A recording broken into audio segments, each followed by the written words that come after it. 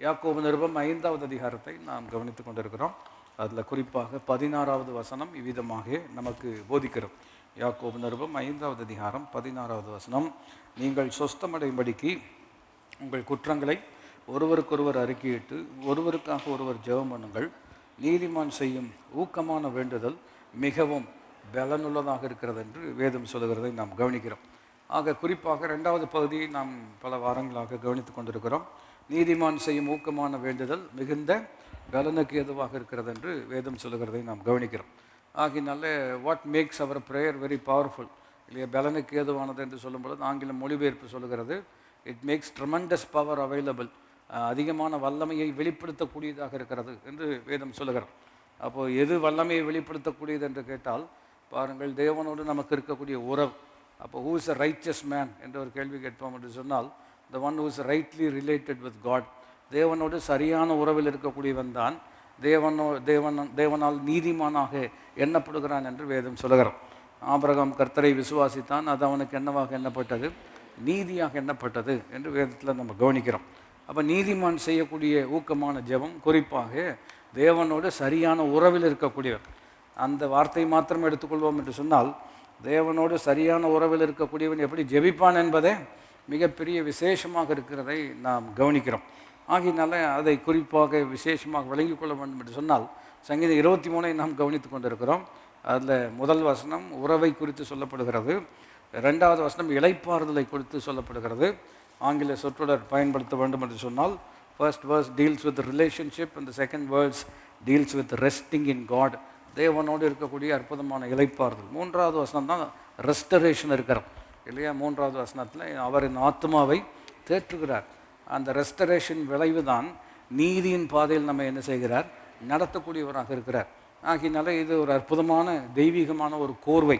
வேதத்தில் பல இடங்களில் நீங்கள் பார்க்க முடியும், தெய்வீகமான வரிசை முறைகள் இருக்கிறோம் இல்லையா. ரேண்டமாக இங்கொன்று அங்கொன்னு கர்த்தர் பேசுகிறது கிடையாது. பைபிள் ரொம்ப அற்புதமாக போதிக்கிறது. அவர் God is not a God of confusion, நம்முடைய தேவன் குழப்புகிறவர் அல்ல. ஆகினால தெளிவாக சிந்திக்கூடியவராக இருக்கிறபடினால் பேசுவதும் எப்படி தான் பேசுகிறார்? தெளிவாகத்தான் பேசுகிறார். ஆகினால தான் clarity of mind brings clarity of ஸ்பீச்சுன்னு பொதுவான அறிவு சொல்கிறார். தெளிவான சிந்தை இருக்கும் என்று சொன்னால் பேச்சிலும் எப்படி இருக்கும்? மிகவும் தெளிவு இருக்கிறத நம்ம கவனிக்கிறோம். அப்போ ஆண்டவர் ரொம்ப அற்புதமாக போதிக்கிறார். உறவு இருக்கிறது, இளைப்பாறுதல் இருக்கிறது. அதனுடைய விளைவு அவர் நம்முடைய ஆத்மாவை என்ன செய்கிறார்? தேற்றுகிறார் என்று இருக்கிறோம். ஏன் ஆத்மாவை தேற்ற வேண்டும்? போன வாரத்தில் நம்ம வை வி நீட் ரெஸ்டரேஷன் இல்லையா, அந்த முன்னிலைமைக்கு கொண்டு வருவது. ரெஸ்டோரிங்கிறத மிக முக்கியமான ஒரு சத்தியம். ஏனென்றால் மறுபடியும் கடந்த வாரத்தில் சொன்னதை நினைப்பூட்டும்படியாக விரும்புகிறேன். வேர்ல்டு வியூன்னு இருக்கிறது, உலகத்தினுடைய கண்ணோட்டம் எப்படி இருக்கிறது என்று கேட்டால் அதற்கும் வார்த்தையினுடைய கண்ணோட்டத்துக்கும் என்ன இருக்கிறது? வித்தியாசம் இருக்கிறது. இந்த வித்தியாசத்திலே நம்ம அடிப்படையில் விளங்கி கொள்ள வேண்டும். வார்த்தையினுடைய கோர்வு எப்படி இருக்குது என்று கேட்டால், கிரியேஷன், பிற்பாடு ஃபால் இருக்கிறது, அப்புறம் ரிடம்ஷன், அப்புறம் ரெஸ்டரேஷன் இருக்கிறது இல்லையா. அதாவது சிருஷ்டிப்பு இருக்கிறது, அதன் பின்பு வீழ்ச்சி இருக்கிறது. வீழ்ச்சி இருக்கிறது, அதன் பின்பு மீட்பு இருக்கிறது. மீட்பினுடைய விளைவு தான் நம்முடைய வாழ்க்கையில் தெய்வீகமான ஆளுகை, முன்னிலைமைக்கு கர்த்தர் கொண்டு போகிறார். இந்த கோர்வை நம்ம விளங்கிக்கல அப்படின்னு சொன்னோம்னா சத்தியத்தை சரியாக நம்மளால் என்ன செய்ய முடியாது? விளங்கிக் கொள்ள முடியாது. வை டஸ் மேன் நீட் ரெஸ்டரேஷன்? நல்லா தானே இருக்கிறான் அப்படின்னு உலகம் சொல்லுகிறார். Man is basically good. மனிதன் அடிப்படையிலே எப்படிப்பட்டவன் தான்? ரொம்ப நல்லவன் தான் அப்படின்னு நீங்களே உண்மையாக சொல்லுங்கள் அப்படின்னு சொன்னோம்னா அவனுக்கே தெரியும் அவன் நல்லவன் இல்லைங்கிறது எல்லாருக்குமே புரிகிறது. ஆனால் அதை ஒத்துக்க மாட்டாங்க இல்லையா. காரணம் என்னென்னா அவங்களுடைய அடிப்படை இல்லையா நேரட்டிவ்ங்கிறது ரொம்ப வித்தியாசமாக இருக்கிறோம். அப்போ அவங்க என்ன நினைக்கிறாங்க பாருங்கள், we are part of evolution, நம்ம ஒவ்வொரு நாளும் பரிணாம வளர்ச்சியில் வளர்ந்து கொண்டே இருக்கிறோம். ஆகையினால இந்த வளர்ச்சி வந்து கொண்டே இருக்க நமக்கு ரொம்ப சிறப்பு ஏற்படும். அப்படி தான் யூட்டோப்பியான்னு சொல்லுவாங்க. அதனுடைய உச்சக்கட்டம் அடைவோம் என்றெல்லாம் இருக்கிறோம். அப்படி உச்சக்கட்டம் அடைவோம்னா இப்போ உச்சக்கட்டம் அடைந்து கொண்டு தான் இருக்கிறார்கள். எதில் அப்படின்னா ஒருத்தரை எவ்விதம் கொள்ள வேண்டும் என்பதில் ரொம்ப கரிசனையோடு கூட அறிவியலை பயன்படுத்தி, சாமர்த்தியத்தை பயன்படுத்தி இல்லையா, நீ குண்டு போடுறதுக்கு முன்னாடி நான் போடுறேன் பாரு அப்படின்னு சொல்லக்கூடிய அந்த கண்ணோட்டம் தான் இருக்கிறதே தவிர இல்லையா, தீமையை நன்மையினால் வெல்வோம் என்கின்ற அதெல்லாம் எனக்கு இல்லை, நமக்கு இல்லைங்கிறத நம்ம கவனிக்கிறோம். அப்போது அடிப்படை பிரச்சனை என்னவென்று கேட்டால் பாவம் இருக்கிறது. பாவம் ஒரு பெரிய பிரச்சனை, இன்றைக்கும் பெரிய பிரச்சனை தான். ஆனால் அதுக்கு ஒரு அற்புதமான பரிகாரம் இருக்கிறது. இயேசு கிறிஸ்துவின் ரத்தம் சகல பாவங்களையும் நம்மை விட்டு நீக்கி நம்மை சுத்திகரிக்கிறது. அந்த சுத்திகரிப்பில் ஒரு அம்சம் கூட இதை சொல்லலாம், நம்முடைய ஆத்மாவில் ஒரு மீட்பை என்ன செய்கிறார்? ரெஸ்டரேஷன் கொண்டு வருகிறார். அதை இவ்விதம் நான் உங்களுக்கு கடந்த வாரத்தில் சொன்னேன் இல்லையா. ஒரு தேவ மனிதன் இவ்விதமாக சிறப்பாக சொல்லி adjustment of the moral and spiritual vision and thinking to the mind of God. அதாவது நம்முடைய பார்வை, நம்முடைய சிந்தை இவைகள் தேவ சிந்தைக்கு ஏற்றாறு போல பண்ண வேண்டும் என்று இருக்கிறது. சீர்பொருந்தப்படுத்தப்படுவதின் விளைவு தான் சிறப்பு நம்முடைய வாழ்க்கையில் என்ன செய்கிறது உண்டாகும். அதாவது சீர் பொருந்துதல் அப்படின்னு சொன்னோம்னா மறுபடியும் சீர்குலைவு ஏற்பட்டிருக்கிறது. அதை என்ன செய்ய வேண்டும்? சீர்படுத்த வேண்டும். இந்த சீர்படுத்துறதுல தான் அவர் ஆத்துமாவை என்ன செய்கிறார்? தேற்றுகிறார். தேற்றுவதன் விளைவு தான் அவருடைய நாமத்தின் நிமித்தம் என்னை நீதியின் பாதையில் என்ன செய்கிறார்? நடத்துகிறார் என்பதை நம்ம கவனிக்கிறோம். இப்போ 2 முக்கியமான வசனங்கள் தான் இது இன்றைக்கு கவனிக்கக்கூடிய வசனங்கள். ஒன்று, இந்த ஆத்மா தேற்றத்துக்கு அவருடைய பட்சத்தில் என்ன பண்ணுகிறார். ரெண்டாவது நம்ம கவனிக்க வேண்டிய விஷயம் என்னவென்று கேட்டால், அவர் willing response to the work of God in our hearts. தேவன் நம்முடைய உள்ளத்தில் கிரியை செய்யும் பொழுது நமக்குள்ளே இருக்கக்கூடிய மனப்பூர்வமான ஒரு பிரதிமொழி இருக்கிறது. ரொம்ப ரொம்ப முக்கியம். உதாரணத்துக்கு சொல்ல வேண்டும் என்று சொன்னால், பாருங்கள், ஆண்டவரே, நாளை காலையில் நீர் என்னை எழுப்பி விடுவீராக, உம்மோடு நான் நேரம் செலவழிக்க வேண்டும் அப்படின்னு நீங்கள் ஜோம் பண்ணுறீங்க அப்படின்னு சொன்னீங்கன்னா, காலையில் உங்களுக்கு ஒரு விழிப்பு தான் உண்டாகும். என்ன உண்டாகும்? ஒரு அலர்ட்னஸ் உண்டாகுகிறது. இந்த அலர்ட்னஸ் வந்த உடனே அதுக்கப்புறம் யார் தான் வேலை செய்யணும்? நம்ம தான் என்ன செய்யணும்? வேலை செய்யணும் இல்லையா. அப்போ நாம் இப்படி யோசிக்கிறோம், அலர்ட்னஸ் வந்தோடனே வேலை செய்தான்னு பார்த்துட்டேன், புரிஞ்சிருச்சு அப்படின்னு திரும்ப தூங்கிட்டோம் அப்படின்னம்னா பெரிய மாற்றங்களெல்லாம் என்ன செய்யாது, வராது இல்லையா. ஆண்டவரே, நான் பரீட்சைக்கு ஆயத்தமாகிறேன், இது எனக்கு உதவி செய்யணும் அப்படின்னு சொன்னீங்கன்னா, நீங்கள் எடுக்கிற ஆயத்தத்தில் அவருடைய அற்புதமான உதவி என்ன செய்கிறது இருக்கிறது. விளைவு என்னவென்று பார்த்தால் உங்களுக்கே ஆச்சரியமாக இருக்கும். நம்ம வசனம் சொல்லுகிற விதமாக இது கர்த்தரால் உண்டாயிருக்கிறது, எங்கள் கண்களுக்கு எப்படி இருக்கிறது, ரொம்ப ஆச்சரியமாக இருக்கிறது. அப்போ குறிப்பு 2 விஷயங்கள் இருக்கிறது. ஒன்று, ஆண்டவர் நமக்குள்ள அற்புதமான கிரியை. அதாவது அதை இவ்விதம் சொல்ல வேண்டும் என்று சொன்னால், what God can do only God can do. தேவன் செய்யக்கூடியதை தேவன் மாத்திரம்தான் செய்வார். நாம் செய்ய வேண்டியதை நாம் செய்வதற்கு தேவனே நமக்கு என்ன செய்கிறார்? உதவி செய்கிறார். இல்லைன்னா என்ன ஆயிரும்னா 50-50ங்கிற மாதிரி ஆயிரும். அவர் ஒரு பகுதி செய்வார், நான் ஒரு பகுதி செய்வேன் அப்படிங்கிற மாதிரி. இல்லை, என்னால் அன்றி உங்களால் ஒன்றும் செய்ய முடியாது. அவர் 100% நமக்கு உதவி செய்கிறார். நாம் நம்முடைய 100%ஐயும் என்ன செய்ய வேண்டும்? நாம் ஒத்துழைப்பில் என்ன செய்ய வேண்டும்? கொடுப்பது ரொம்ப ரொம்ப முக்கியம். ஆகினால் 2 எக்ஸ்ட்ரீம் இருக்கிறது. ஒன்று, எல்லாம் அவர் பார்த்துக்கு வரைக்கும் இவங்க ஒன்றுமே பண்ணாமல் இருக்கிறது. 2வது, அவர் ஒன்றுமே பண்ண மாட்டார், நாம தான் எல்லாமே பண்ணணும்ன்ட்டு அப்படி ஒரு எக்ஸ்ட்ரீம் பொசிஷன் இருக்கார். 2மே எரர். மறுபடியும் பாருங்கள், சத்திய ரீதியாக கவனிப்போம் என்று சொன்னால், any extreme will always lead to எரர்னு சொல்லுவாங்க. எந்த ஒரு உபதேசத்தை எடுத்து அதை பாருங்கள் ரொம்ப ஒரு உச்ச கட்டத்துக்கு அதை மாத்திரம் முக்கியப்படுத்துவோம் என்று சொன்னால் அது கட்டாயம் தவறுதல் தான் கொண்டு போய் என்ன செய்யும்? விடும். ஆகினால்தான் பேலன்ஸுங்கிறது, சமநிலைங்கிறது ரொம்ப ரொம்ப முக்கியம். அதை இவ்விதம் ஒரு அற்புதமான தேவன் மனிதன் சொல்லுகிறார். என்ன சொல்லுகிறார் என்று கேட்டால், பல முறை உங்களுக்கு சொல்லியிருக்கிறேன். You can fall in as many directions as possible. நீங்கள் கீழே விழுவது எவ்வளவு கோணங்களில் வேண்டும் என்றாலும் என்ன செய்யலாம்? முன்னாடி விழலாம், பின்னாடி விழலாம், சைடில் விழலாம், எப்படி வேணாலும் விழலாம். ஆனால் ஒரே ஆங்கிளில் தான் நேராக நிற்க முடியும் இல்லையா. அதுபோல் வசனத்தை சரியான சமநிலையில் புரிஞ்சு கொள்வோம் என்று சொன்னால்தான் நாம் எழுந்து நிமிர்ந்து என்ன செய்ய முடியும்? நிற்க முடியும். ஆகினால இன்றைக்கி நாம் கவனிக்கக்கூடிய விஷயம் எப்படி இருக்குது என்று கேட்டால், இந்த ஆத்ம மீட்பில், ஆத்மாவை தேற்றக்கூடிய விஷயத்தில் பைபிள் சொல்கிறது, பிரியமானவனே, ஆத்மா வாழ்வது போல எல்லாவற்றிலும் நீ வாழ்ந்து சுகமாய். இன்னொரு கோர்வை நீங்கள் நிதானிக்க உங்களை உற்சாகப்படுத்துகிறேன். அதாவது இப்படி பிக்சர் பண்ணணும், ஆவி, ஆத்மா, சரீரம் இல்லையா. இது புரிந்து கொள்வதற்காக இப்படி சொல்வது. இந்த ஆவியில் எல்லாமே இருக்கிறது இல்லையா. அது சரீரத்தில் மேனிஃபெஸ்ட் ஆகணும், சரீரத்தில் அது வெளிப்பட வேண்டும் என்று சொன்னால், நேச்சுரல் வேர்ல்டில் வெளிப்பட வேண்டும் என்று சொன்னால், இடையில கனெக்டிங் பாயிண்ட் ஒன்று இருக்கிறது, ஆத்மா. இந்த ஆத்மாவில் சரியான சீரமைப்பு இல்லை அப்படின்னு சொன்னோம்னா, எல்லாம் இருந்தும் சேர வேண்டிய இடத்துல என்ன செய்யாது? சேரவே சேராது. அப்போ இன்னொரு வகையில் சொல்லணும்னா, பாருங்கள், ஆவிக்குரிய சகல ஆசீர்வாதங்களினாலும் தேவன் நம்ம ஏற்கனவே ஆசீர்வதித்திருக்கிறார் அப்படின்னு பாஸ்ட் பர்ஃபெக்டில் தான் இருக்கார். ஏற்கனவே நமக்கு வேண்டியதெல்லாம் என்ன செஞ்சுருக்கிறார்? கொடுத்துருக்கிறார். பேதரும் அதான் சொல்கிறாரு, ஜீவனத்துக்கும் தேவ பக்திக்கு வேண்டிய யாவற்றையும் இல்லையா. அப்படி இருக்கிறதாலவா தம்முடைய வல்லமையை மகா மேன்மையான வாக்கு தத்தங்களின் மூலமாக நமக்கு என்ன செய்திருக்கிறார்? கொடுத்திருக்கிறார். எல்லாம் சீட் ஃபார்மேட்டில் கொடுக்கப்பட்டிருக்கிறது. அதாவது எல்லாம் விதை வடிவத்தில் என்ன செய்யப்பட்டிருக்கிறது? கொடுக்கப்பட்டிருக்கிறது. இப்போ விதை வடிவத்தில் இருக்கிறதுக்கு அதை வளர்த்த வேண்டும் என்று சொன்னால் இறுதியமாகி நிலம்னு சொல்கிறார். கவனிச்சிருக்கீங்களா? மத்தேயு 13 இன்றைக்கி தான் வாசித்தோம். அதில் ரொம்ப அற்புதமாக ஆண்டவர் சொல்கிறார், உங்கள் கண்கள் காண்கிறதாயும் உங்கள் காதுகள் கேட்கிறதாயும் இருக்கிறபடினால் நீங்கள் பாக்கியவான்கள். இதை பார்க்கும்படி புரிந்து கொள்ளும்படி அநேகர் முயற்சி செய்தாங்க. அவங்களுக்கெல்லாம் கிடைக்காத பாக்கியம் உங்களுக்கு என்ன செய்திருக்கிறது? கிடைத்திருக்கிறது. அப்போ ஓமையை விளக்குகிறார். ரொம்ப மறுபடியும் ஒரு உதாரணம் சொல்ல வேணும். மார்க்கில் சொல்கிறாரு, இந்த ஓமை உங்களுக்கு புரியல அப்படின்னு சொன்னால் வேறு எந்த ஓமையுமே உங்களுக்கு என்ன செய்யாது, புரியாதுங்கிறார். அப்போ அந்த ஓமையினுடைய கருத்து என்ன? வசனம்தான் விதை, இருதயம்தான் நிலம், கர்த்தர் தான் விளைய செய்கிறார் இல்லையா? அப்போ இதை பேசிக்காக புரிஞ்சுக்கணும். வசனத்துக்குள்ளே எல்லாமே இருக்கிறது. இப்போ இருதயமாகி நிலம் இருக்கிறது அல்லவா? மறுபடியும் விதைக்கிறவனுடைய ஓமையை கவனிப்போம் என்று சொன்னால், it's not about the seed.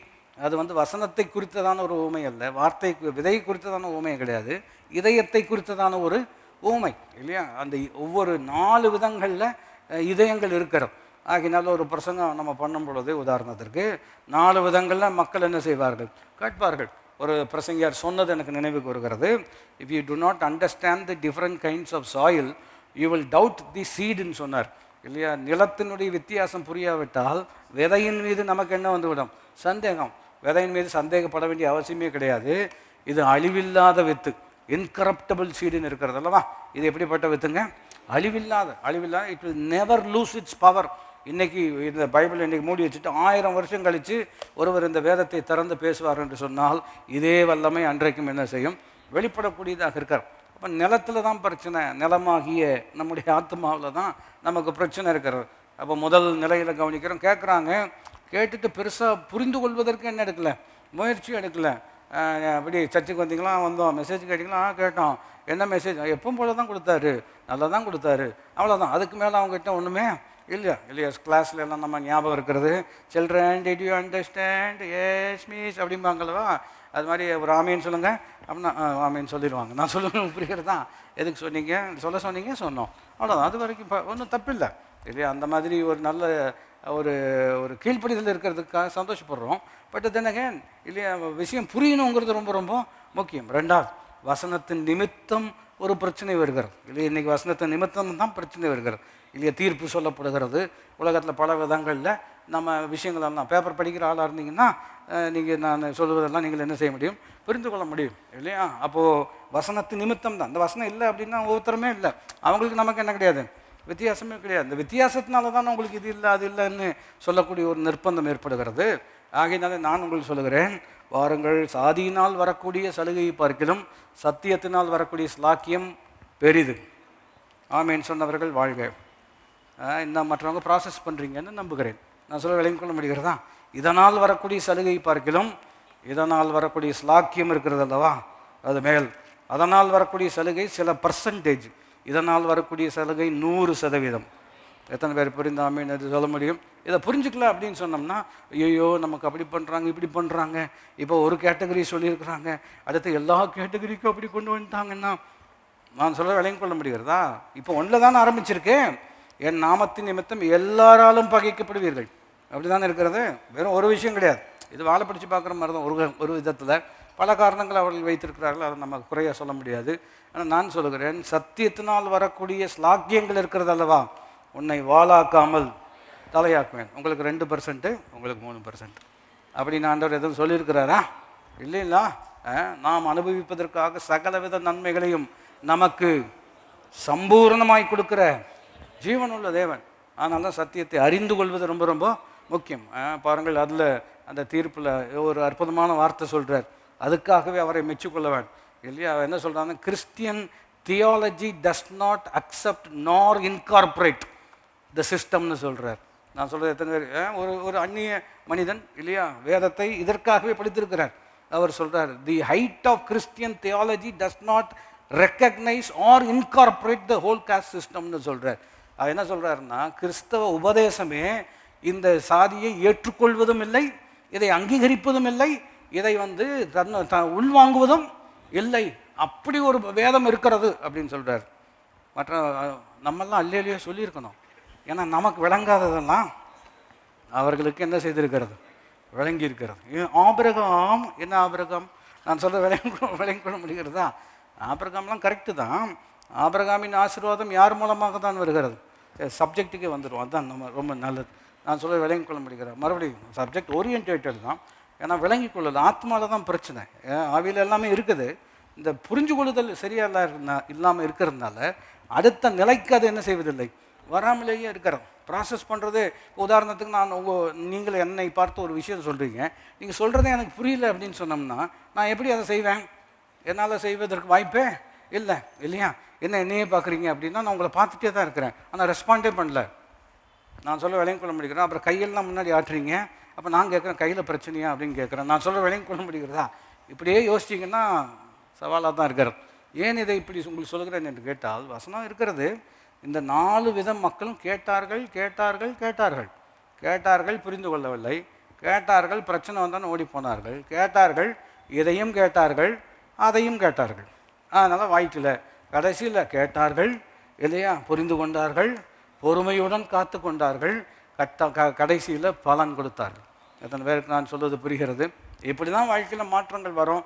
அதுக்கு தான் ஆத்மாவை கர்த்தர் என்ன செய்கிறார், அவர் தேற்றுகிறார் என்று சொன்னால், இங்கே ஏற்பட்டிருக்கிற சீர்குலைவை அவர் சீர்படுத்தி சீர் பொருந்த செய்வதன் விளைவுதான் நம்முடைய வாழ்க்கையில் மிகப்பெரிய சிறப்பை கர்த்தர் என்ன செய்கிறார், கொண்டு வரக்கூடியவராக இருக்கிறார். புரிந்தவர்கள் ஆமென் என்று சொல்லலாம். எப்படி செய்கிறாரு? தீத்து புஸ்தகத்தில் 3வது அதிகாரம், தீத்து புஸ்தகத்தில் 3வது அதிகாரத்தில் 5ஆம் வசனத்தை நாம் கவனிப்போம் என்று சொன்னால், வேதம் ரொம்ப அற்புதமாக நமக்கு போதிக்கிறோம் இல்லையா? ரொம்ப சிறப்பான தேவனுடைய வார்த்தை. 4ஆம் வசனத்திலிருந்தே நாம் வாசிப்போம். நம்முடைய இரட்சகராகிய தேவனுடைய தயையும் மனுஷர் மேலுள்ள அன்பும் பிரசன்னமான பொழுது நாம் செய்த நீதியின் கிரியைகளின் நிமித்தம் அவர் நம்மை இரட்சியாமல் தமது இரக்கத்தின்படியே மறுஜன்ம முழுக்கினாலும் பரிசுத்த ஆவியினுடைய புதிதாக்குதலினாலும் நம்மை ரட்சித்திருக்கிறார் என்ன இருக்கிறோம். அப்போ இங்கே தான் பரிசுத்த ஆவியானவருடைய புதிதாக்குதல் அப்படிங்கிற ஒரு அற்புதமான வார்த்தையை நம்ம கவனிக்கிறோம். அது எவ்விதம் விளக்கப்படுகிறது என்று கேட்டால் பாருங்க, the operation of the Holi Spirit in our life.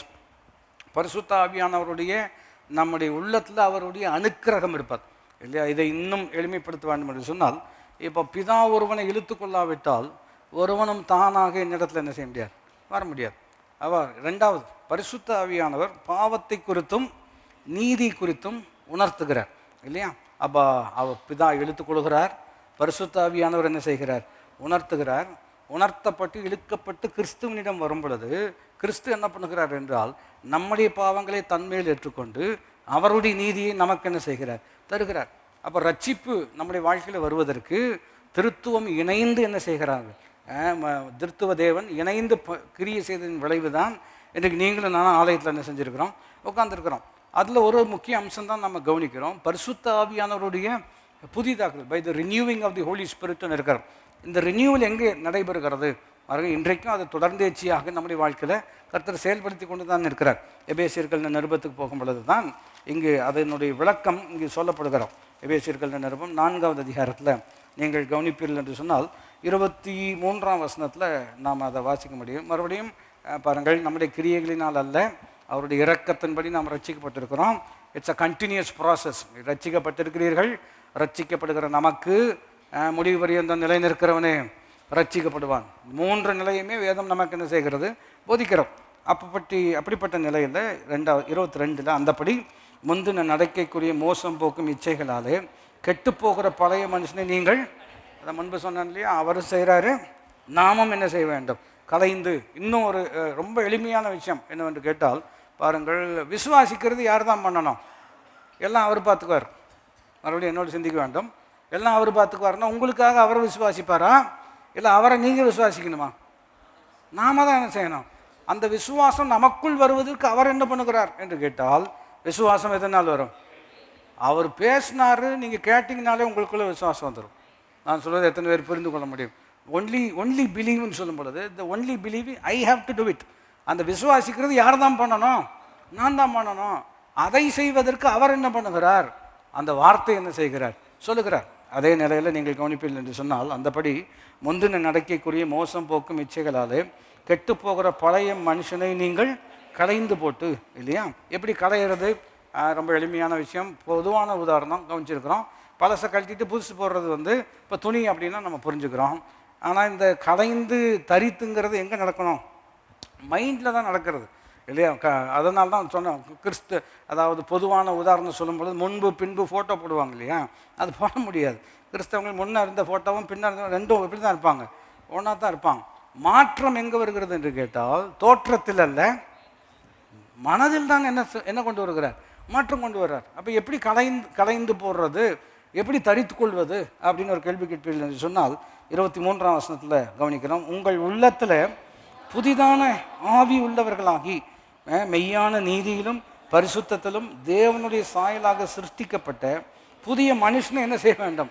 தரித்து கொள்ள வேண்டும் சொல்கிறார். அப்போ நாம் கவனிக்க வேண்டிய ஒரு முக்கிய வார்த்தை என்னவென்று கேட்டால், உங்கள் உள்ளத்தில் புதிதான ஆவி உள்ளவர்களாகி அப்படின்னு இருக்கிறோம். ஆங்கில வார்த்தை கொஞ்சம் உதவியாக இருக்கிறது. த ஸ்பிரிட் ஆஃப் தி மைண்டுன்னு இருக்கிறோம். ஸ்பிரிட் ஆஃப் தி மைண்ட் அப்படின்னு சொன்னால் மறுபடியும் இன்னும் அதை சிறப்புப்படுத்த வேண்டும் என்று சொன்னால், பாருங்கள், நம்முடைய எண்ணங்கள் இருக்கிறது. எண்ணங்கள் நம்முடைய மனதில் வருகிறோம் அல்லவா? இப்போ இங்கே சொல்லப்படக்கூடிய வார்த்தை என்னவென்று கேட்டால், இந்த எண்ணம் உருவாகக்கூடிய இடம் இருக்கிறது அல்லவா, அதிலேயே மாற்றம் கொண்டு வரணும். சொல்லுங்கள், எண்ணம். இப்போ உதாரணத்துக்கு இப்போ சிறுவாணி டேமில் தண்ணி அங்கேருந்து நம்ம வீட்டுக்கு வருது இல்லையா? இங்கே பைப்பில் தண்ணி நல்லா வரலங்கிறதுக்காக இங்கே பைப்பை மாற்றினீங்க அப்படின்னா என்ன ஆகும்? சோர்ஸில் தான் என்ன வரணும்? மாற்றம் வரணும். நான் சொல்வது எத்தனை பேருக்கு புரிந்து கொள்ள முடியும்? அப்போ நம்ம இன்னும் ஒரு கோணத்தில் சொல்ல வேண்டும் என்று சொன்னால், பாருங்கள், இப்போது ஒரு எக்ஸாம்பிள் எப்படி சொல்லலாம்னா, நம்ம அதாவது கண் டாக்டர்கிட்ட போகிறோம். அவங்களுக்கு பவர் கூடிருச்சு, பவர் கம்மியாயிருச்சு அப்படின்னு சொல்லிட்டு எதை மாற்றி விட்றாங்க? லென்ஸை மாற்றி விட்றாங்க. இது சொல்லப்படக்கூடிய விஷயம் என்னவென்று கேட்டால், லென்ஸை மாற்ற வேண்டாம், நான் கண்ணையே மாற்றிடுறேன்னு சொல்கிறாரு. அல்லேலூயா. நான் சொல்கிறது உங்களுக்கு புரிகிறதா? இப்போது நம்ம லென்ஸ் மாற்றுறது எப்படின்னா பிஹேவியர் சேஞ்ச். நான் சொல்ல விளங்கிக் கொள்ள முடிகிறதா?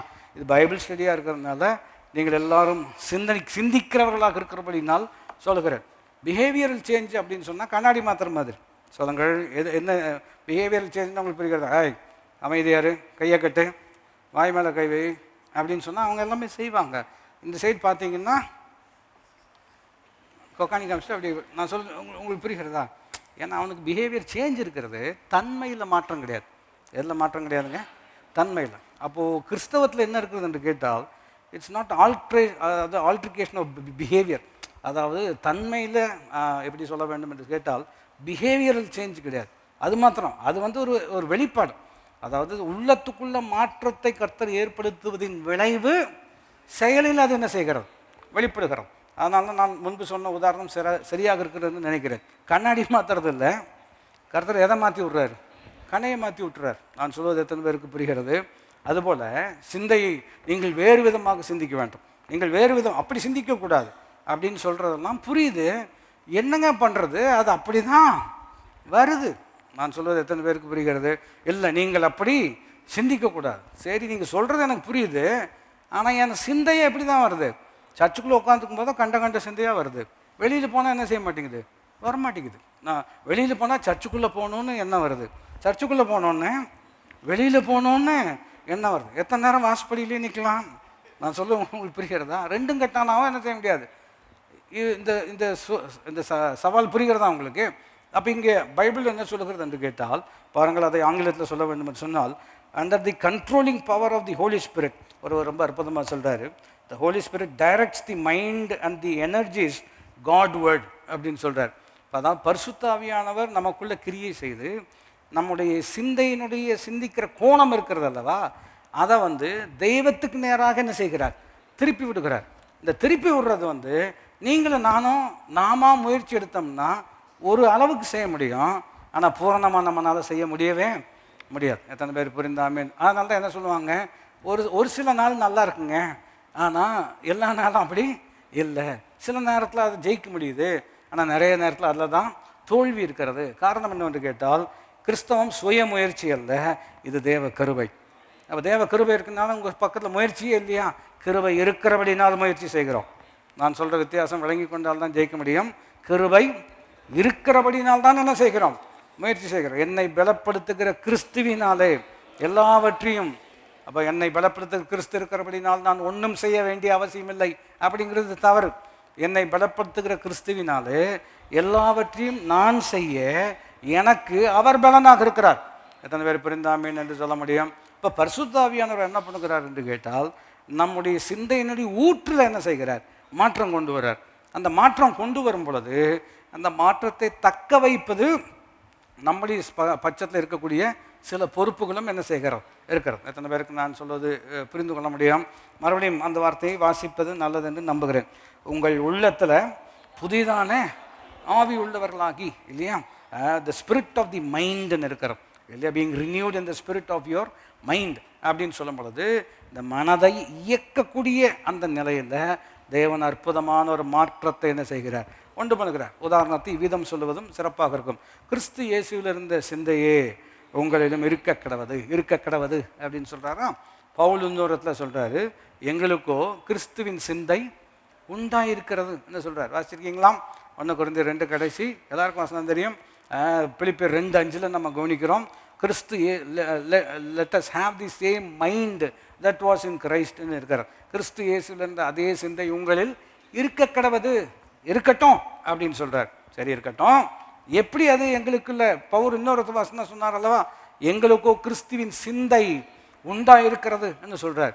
இந்த ஆரம்பம் இல்லையா, அதனுடைய தொடர் செயல்பாடு, இதனுடைய சிறப்பு எல்லாமே அவருடைய உதவி இல்லாமல் நம்மால் செய்ய முடியாது.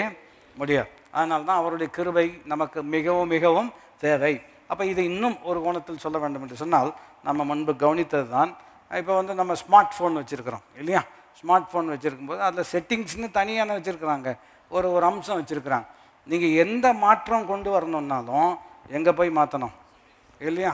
ஆப்பிள் ஃபோன் அந்த மாதிரி எதாவது வச்சுருந்தீங்கன்னு சொன்னால் வச்சுருக்கிறீங்க, அதில் ஒவ்வொரு ஆப்புக்கும் நீங்கள் தனியாக போய் செட்டிங்ஸில் என்ன செய்யணும், மாற்றம் கொண்டு வரணும் இல்லையா. அந்த செட்டிங்கில் மாற்றலை அப்படின்னு சொன்னீங்கன்னா நீங்கள் என்ன தான் கை வச்சு ஜோம் பண்ணாலும் அது என்ன செய்யாது, வேலையே செய்யாது. ஏன்னா அந்த சிஸ்டமே அப்படி தான் ஒர்க் ஆகுது.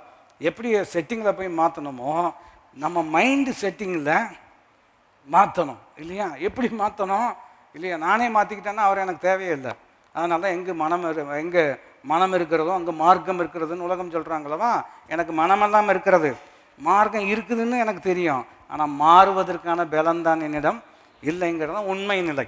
நான் விளையும் கொள்ள முடிகிறது தான். அப்போ ஆண்டவர் எப்படி நம்ம மைண்டில் இந்த மாற்றத்தை கொண்டு வர்றாரு? இங்கே நம்ம சொல்கிறோம், பரிசுத்த ஆவியானவருடைய புதிதாக்குதலினாலே இல்லையா, உங்கள் மனதில் புதிதான ஆவி உள்ளவர்களாகி அப்படின்னு சொல்லும் பொழுது பரிசுத்த ஆவியானவர் தம்முடைய கிருபையுள்ள அனுக்கிரகத்தின்படி நம்முடைய உள்ளத்தில் அற்புதமான மாற்றத்தை என்ன செய்கிறார், கொண்டு வரக்கூடியவராக இருக்கிறார். எத்தனை பேருக்கு நான் சொல்வது புரிந்திருக்கிறது? அப்படி கொண்டு வருவதுக்கு ஒரு முக்கிய அம்சம் என்னவென்று கேட்டால் பாருங்கள், நம்முடைய ஒத்துழைப்பும் இதில் இணைந்து வருகிறது. அதே எபேசிய நிருபத்தில் தான் பாருங்கள், வார்த்தை விண்ணப்பம் இருக்கிறது. சொல்லுங்கள், வார்த்தை இருக்கிறது, விண்ணப்பம் இருக்கிறது. விண்ணப்பத்தின் விளைவு தான் வாழ்க்கை முறையில் மாற்றம் வருகிறோம். இது ஒரு கோர்வை, நீங்கள் மறுபடியும் பிரசங்கிக்கக்கூடியவர்களாக இருப்பீர்கள். அதனால் இதெல்லாம் நோட் பண்ணி வச்சுக்கிறது ரொம்ப நல்லது. இந்த மாதிரி சிம்பிள் சம்மரிஸ் எல்லாம் நம்ம மைண்டில் வச்சுக்கிறது நமக்கு ரொம்ப உதவியாக இருக்கும். வார்த்தை இருக்கிறது, விண்ணப்பம் இருக்கிறது. அந்த வார்த்தையும் விண்ணப்பத்தின் விளைவு தான் வாழ்க்கை முறையில் என்ன வருகிறது, மாற்றம் வருகிறது இல்லையா. அப்போ எப்படி இந்த ப்ராசஸ் நம்முடைய வாழ்க்கையில் வேலை செய்கிறது, பவுல் அதை குறித்து அற்புதமாக சொல்கிறார். எபேசியர்கள் நிருபம் 1வது அதிகாரத்தில் நீங்கள் கவனிப்பில் என்று சொன்னால் 16ஆம் வசனத்திலிருந்து வாசிப்போம் என்றால் நிறையா இருக்கிறது வார்த்தைகள். ஆனால் குறிப்பு மாத்திரம் முக்கியப்படுத்தும்படியாக வரும்போது, இடைவிடாமல் உங்களுக்காக ஸ்தோத்திரம் பண்ணி என் ஜெபங்களில் உங்களை நினைத்து, அவர் சொல்கிறேன், உங்களுக்காக நான் ஜோம் பண்ணுறேன் என்ன சொல்கிறார். என்ன ஜோம் பண்ணுறேன் இல்லையா, அன்றாட தேவைகளை குறித்து ஜோம் பண்ணலாமா? கட்டாயம் ஜோம் பண்ணலாம்.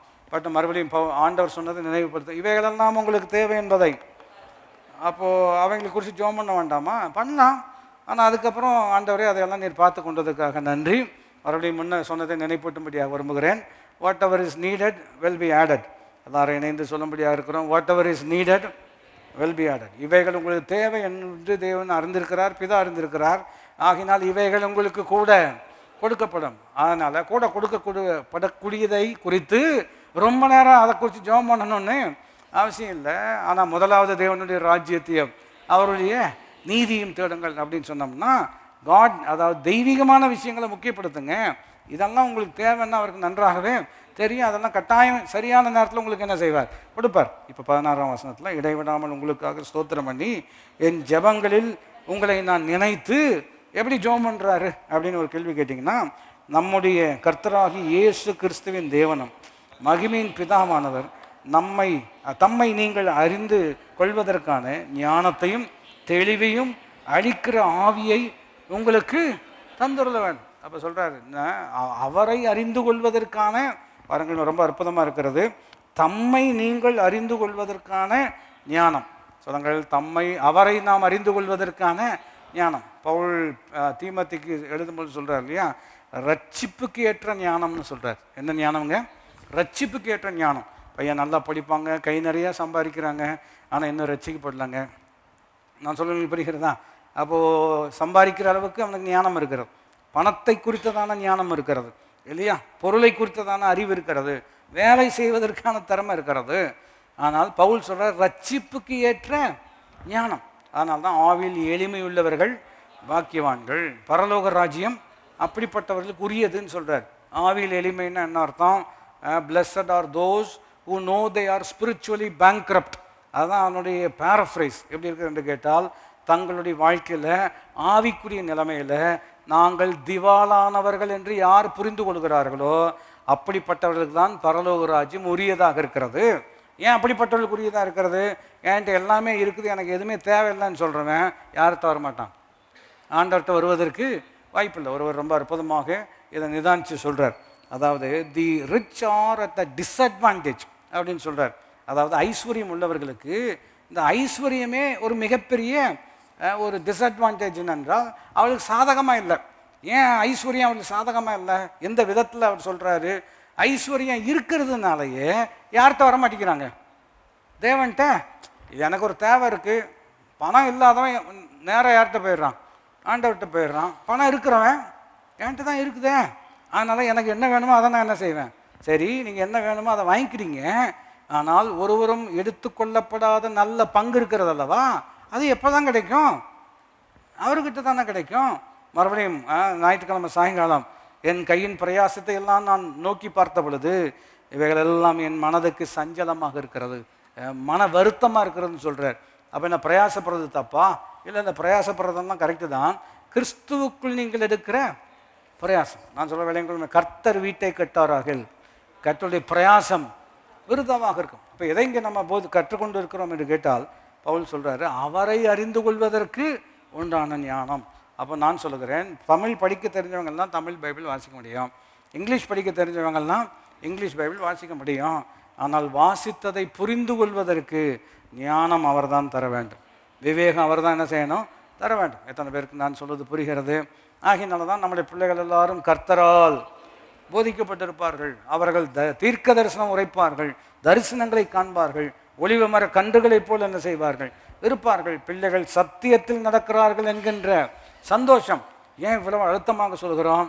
அதுதான் உண்மையான ஞானம். மறுபடியும் நீதிமொழிகள் 1:7 இல்லையா, கர்த்தருக்கு பயப்படுதலே. கர்த்தருக்கு பயப்படுதல்னா மறுபடியும் பேரஃப்ரைஸ் அற்புதமாக இருக்கிறது. the wisdom begins when you keep God first. எப்பொழுது ஞானம் ஆரம்பிக்கிறது என்று கேட்டால், வாழ்க்கையில் தேவனை முதன்மைப்படுத்தும் பொழுது தான் உங்களுக்கு உண்மையான ஞானமே என்ன செய்கிறது? ஆரம்பிக்கிறதுன்னு நீதிமொழிகள் சொல்கிறது. அப்போ அவர் என்ன ஜெபம் பண்ணுறாரு பாருங்கள், தம்மை நீங்கள் அறிந்து கொள்வதற்கான ஞானத்தையும் தெளிவையும் அளிக்கிற ஆவியை உங்களுக்கு தந்தரல வேண்டும் என்று சொல்லி அப்புறம் நிறைய அற்புதமான விஷயங்கள் இருக்குது. 18-19 எல்லாம் கடைசியில் முடிக்கக்கூடிய வார்த்தையை முக்கியப்படுத்துகிறேன். அவர் உங்களுக்கு பிரகாசமுள்ள மனக்கண்களை கொடுக்க வேண்டும் என்று உங்களுக்காக என்ன செய்கிறேன்? வேண்டிக் கொள்கிறேன். அப்படின்னா ரெண்டையும் இணைத்து சொல்ல வேண்டும் என்று சொன்னால், அவரை நீங்கள் அறிந்து கொள்வதற்கு கர்த்தர் உங்களுக்கு பிரகாசமான மனக்கண்களை கொடுக்கும்படி உங்களுக்காக நான் என்ன செய்கிறேன்? வேண்டிக் கொள்கிறேன் என்று சொல்கிறார் இல்லையா. அவரை அறிந்து கொள்வதன் மூலமாக தான் நம்முடைய வாழ்க்கையில் மாற்றமே என்ன செய்கிறது? ஏற்படக்கூடியதாக இருக்கிறோம். அதனால தான் சொன்னேன், வார்த்தை இருக்கிறது, விண்ணப்பம் இருக்கிறது, அதனுடைய விளைவு தான் வாழ்க்கை முறையில் என்ன இருக்கிறது? மாற்றம். இன்னொரு கோணத்தில் சொல்லும்படியாக விரும்புகிறேன் என்று சொல்ல வேண்டும் என்று சொன்னால், இப்போ எப்படி செட்டிங்ஸில் மாற்றம் கொண்டு வர்றது? செட்டிங்ஸில் எப்படி மாற்றம் கொண்டு வர்றது? உதாரணத்தை வசன ரீதியாக முதலாவது சொல்லும்படியாக விரும்புகிறேன். இப்போ ரோமர் நிருபம் 8ஆம் அதிகாரத்தில் இருக்கிறது அல்லவா, இங்கிலீஷ் வேர்டு தான் நம்ம கொஞ்சம் ஈஸியாக இருக்கிறது. கோர்வையில் எப்படி என்று கேட்டால் பாருங்கள், இப்போ 6ஆம் வசனத்தில் இருக்கிற மாம்ச சிந்தை மரணம், ஆவியின் சிந்தையும், ஏன்னா மாம்ச சிந்தை கட்டாயம் அதனுடைய முடிவு அப்படி தான் இருக்கும், ஆவியின் சிந்தையோ மரணம் என்று இருக்கிறது. பாருங்கள், அது தொடர்ந்து நீங்கள் கவனிப்பீர்கள் என்று சொன்னால் பாருங்கள் எப்படி இருக்கிறது என்றால், எப்படி என்றால் மாம்ச சிந்தை தேவனுக்கு விரோதமான பகை, அது தேவனுடைய நியாயப்பிரமாணத்துக்கு கீழ்ப்படியாமலும் கீழ்ப்படிய கூடாமலும் இருக்கிறது. மாம்சத்துக்கு உட்பட்டவர்கள் தேவனுக்கு பிரியமாக இருக்க முடியவே முடியாதுன்னு சொல்கிறார். 5ஆம் வசனத்தை கவனிக்க வேண்டும். அன்றியும் மாம்சத்தின்படி நடக்கிறவர்கள் மாம்சத்துக்குரியவைகளையே சிந்திக்கிறார்கள். ஆவியின்படி நடக்கிறவர்கள் ஆவிக்குரியவைகளையே எப்படி எப்படி எப்படி சிந்திக்கிறார்கள்? அதான கேள்வி இல்லையா? those who walk according to the flesh have set their mind ன்னு இருக்கிறது. ஆங்கில மொழிபெயர்ப்பு எப்படி இருக்கிறது என்றால், அவங்க ஏன் அப்படி சிந்திக்கிறாங்கன்னா, அப்படி செட் பண்ணி வச்சிருக்கிறதுனால அப்படி என்ன செய்கிறாங்க, சிந்திக்கிறாங்க. இப்போ ஏசி ஓடிட்டு இருக்கிறது, 24 செட் பண்ணி வச்சிங்கன்னா எவ்வளோ தான் வரும்? 24 தான் வரும் இல்லையா? அந்த 24 வந்தோன்னா கட் ஆஃப் ஆயிரும். அப்புறம் கொஞ்சம் குறைஞ்சிச்சுன்னா மறுபடியும் என்ன செய்யும்?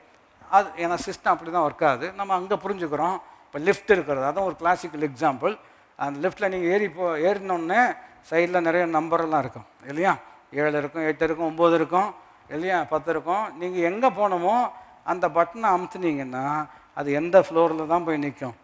அந்த ஃப்ளோரில் தான் போய் நிற்கும். இப்போ ஆவிக்குரியவர்கள் ஆவிக்குரியவைகளே சிந்திக்கிறார்கள், சரிதான். ஆனால் எப்படி கரெக்டாக செட் பண்ணுறது இங்கே மைண்டை? நான் சொல்கிறது எத்தனை பேருக்கு புரிகிறத? மைண்டை எப்படி செட் பண்ணுறது? வார்த்தை எடுக்கிறோம், வார்த்தையை விண்ணப்பமாக மாற்றுகிறோம். விண்ணப்பத்தை கேட்கிறவர் நம்முடைய மனதில் அற்புதமான மாற்றத்தை ஏற்படுத்துகிறார். எத்தனை பேர் புரிந்தாமேன் என்று சொல்ல முடியும்? இன்னொரு ஆழமான அற்புதமான பிரமாணம் இருக்கிறோம் இல்லையா? வார்த்தையும் விண்ணப்பம் ரெண்டும் எப்போவுமே வேதத்தில் பல இடங்களில் இணைந்து வரக்கூடியதாக. நாங்களோ வென்றால் வேதத்தை போதிப்பதிலும் ஜெபம் பண்ணுவதிலும் உறுதியாக என்ன செய்வோம்? தரித்திருப்போம். எல்லாம் வார்த்தையினாலும் விண்ணப்பத்தினாலும் பரிசுத்தமாக்கப்படுகிறது என்று சொல்லியிருக்கிறது அல்லவா?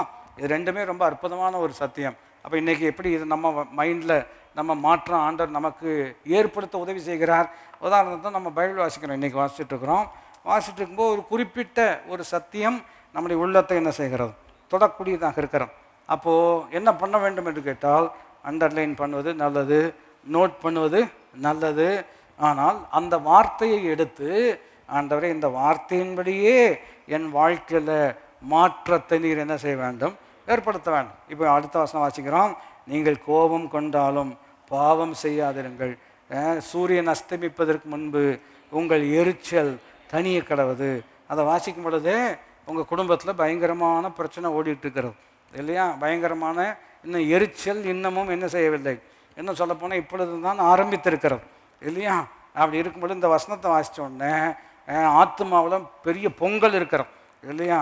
எப்படி அவங்க அப்படி செய்யலாம், எப்படி நான் அப்படி நல்ல எண்ணங்களெல்லாம் இருக்கிறோம். இந்த வசனத்தை வாசித்த உடனே பரிசுத்த ஆவியானவர் உங்களுடைய இன்க்ளனேஷனை மாற்ற பார்க்குறாருல, உதவி செய்கிறார். உங்களுடைய அந்த mind of the spirit of the mind இருக்கிறது அல்லவா, இந்த எண்ணம் வந்து தவறான திசைக்கு நேராக என்ன செய்கிறார்? போகிறார். இப்போ வார்த்தை மூலமாக அந்த எண்ணத்தினுடைய திசையே என்ன செய்கிறார்? மாற்ற விரும்புகிறார். எண்ணத்தினுடைய ஊற்றில் மாற்றம் கொண்டு வரும்படியாக விரும்புகிறார். அந்த எப்படி நமக்கு உதவி செய்கிறார் என்று கேட்டால், அந்த வசனத்தை புரிந்து கொள்வதற்கு, வெளிச்சத்தை பார்ப்பதற்கு நமக்கு உதவி செய்த மாத்திரத்தில் அந்த வசனத்தை என்னவாக மாற்ற வேண்டும்? சொல்லுங்கள் என்னவாக மாற்ற வேண்டும்? விண்ணப்பமாக என்ன செய்ய வேண்டும் இல்லையா? இப்போ எப்படி நம்ம இப்படி ஜோம் பண்ணுறோம் அல்லவா, ஆண்டவரே தருவீராக இப்பொழுது அப்படின்னு ஜோம் பண்ணுறோம் அல்லவா, சிலிண்டர் இப்பொழுது வருவதாக, எல்லாம் கரெக்டு தான் இல்லையா? அது தப்பாக நான் சொல்லலை, புரிஞ்சுக்கிறோம், தேவை இருக்கிறது, ரைட்டு. இது தேவையில்லையா? எரிச்சல் தனிய கடவுது. சில குடும்பங்களெல்லாம் 25 வருஷமாக எரிஞ்சிட்டே தான் இருக்குது. எத்தனை 101 ஃபோன் பண்ணாலும் என்ன செய்யாது, மாறாது. ஏன்னா எங்கள் உள்ளத்தில் இருக்கக்கூடிய பிரச்சனை இல்லையா? ரொம்ப வருஷம் பேசாம அதில் ஒரு பெருமை வேற. அதில் நான் அவங்கள்டெல்லாம் பேசி 10 வருஷம் ஆச்சு. அவங்ககிட்ட கேட்டிங்கன்னா 10 வருஷமாக நாங்கள் நிம்மதியாக இருக்கிறோம்பாங்க. நான் சொல்கிறது விளங்கி கொள்ள முடிகிறதா? ஒரு பக்கம் வீராப்பு இருக்கிறது, வீம்பு இருக்கிறது, இன்னொரு பக்கம் ஆப்போசிட்லாம் என்ன செஞ்சுட்டு இருக்கிறது, போயிட்டு இருக்கிறோம். அதனால தான் யாக்கோபு சொல்கிறார் இல்லையா, இப்படிப்பட்ட பெருமை பாராட்டுதல் பொல்லாங்கா இருக்கிறது. ஆல் சச் போஸ்டிங் இஸ் ஈவில்னு சொல்கிறார். ஆச்சரிக்கீங்களா? இப்படிப்பட்ட வீம்பு பெருமை பேசுவது பொல்லாங்கா இருக்கிறது. அப்படின்னு என்ன அர்த்தம்? பிசாசு செய்யக்கூடிய கிரியையை உங்கள் உள்ளத்தில் இருக்கிறது, அதை நீங்கள் ரொம்ப பெருமையாக பேசுகிறீங்க. நான் சொல்கிறது எத்தனை பேருக்கு புரிகிறது? நான் பேசி 10 வருஷம் ஆச்சு அப்படின்னு சொல்கிறீங்களவா? உங்கள் கஷ்டம் புரியுது, உங்கள் சண்டை புரியுது, நீங்கள் தான் விக்டம், அதையும் ஏற்றுக்கொள்கிறோம். ஆனால் நீங்கள் சொல்லுங்கள் பேசி 10 வருஷம் ஆச்சு அப்படின்னு சொல்லும் பொழுது நீங்கள் எதை ரொம்ப பெருமையாக பேசுகிறீங்க இல்லையா? இன்னொரு வசனம் இருக்கிறது அல்லவா, சமாதானம் பண்ணுகிறவர்கள் பாக்கியவான்கள் அவர்கள். ஏன் அந்த வசனம் நமக்கு பெருசாக தோணல? ஏன் அது நமக்கு இல்லையா சூப்பரான ஒரு எண்ணமாக நமக்கு வரல? அங்கே தான் எண்ணங்கள்லேயே என்ன வரல, மாற்றம் வரல. அந்த மாற்றத்தை தான் ஆண்டவர் நமக்குள்ளே கொண்டு வர்றாரு. இந்த எண்ணங்களில் மாற்றம் வந்தால்தான் நீதியின் பாதையில் என்ன செய்ய முடியும், போக முடியும். எது ரோடுன்னே நமக்கு தெரியல, எது சரியான பாதைன்னு நமக்கு தெரியலன்னு சொல்லும் பொழுது எப்படி நம்ம போக முடியும் இல்லையா? அப்போ முதலாவது ஆண்டவர் நம்முடைய எண்ணங்களில் என்ன கொண்டு வர்றார்? மாற்றங்களை கொண்டு வருகிறார். அப்போ இங்கே குறிப்பாக வேதம் என்ன சொல்லுகிறது என்று கேட்டால், மாம்சத்தின்படி சிந்திக்கிறவர்கள் எப்படி இருக்கிறது? அன்றியும் மாம்சத்தின்படி நடக்கிறவர்கள் மாம்சத்துக்குரியவைகளே என்ன செய்கிறார்கள்? ஆங்கில மொழிபெயர்ப்பு நீங்கள் வாசிப்பீர்கள் என்று சொன்னால், those who walk according to their flesh have set their mind according to flesh ன்னு இருக்கிறது. மனம் அவ்விதம் செயல்படுகிறபடினால் செயலும் அவ்விதமாகவே செயல்படக்கூடியதாக இருக்கிறது.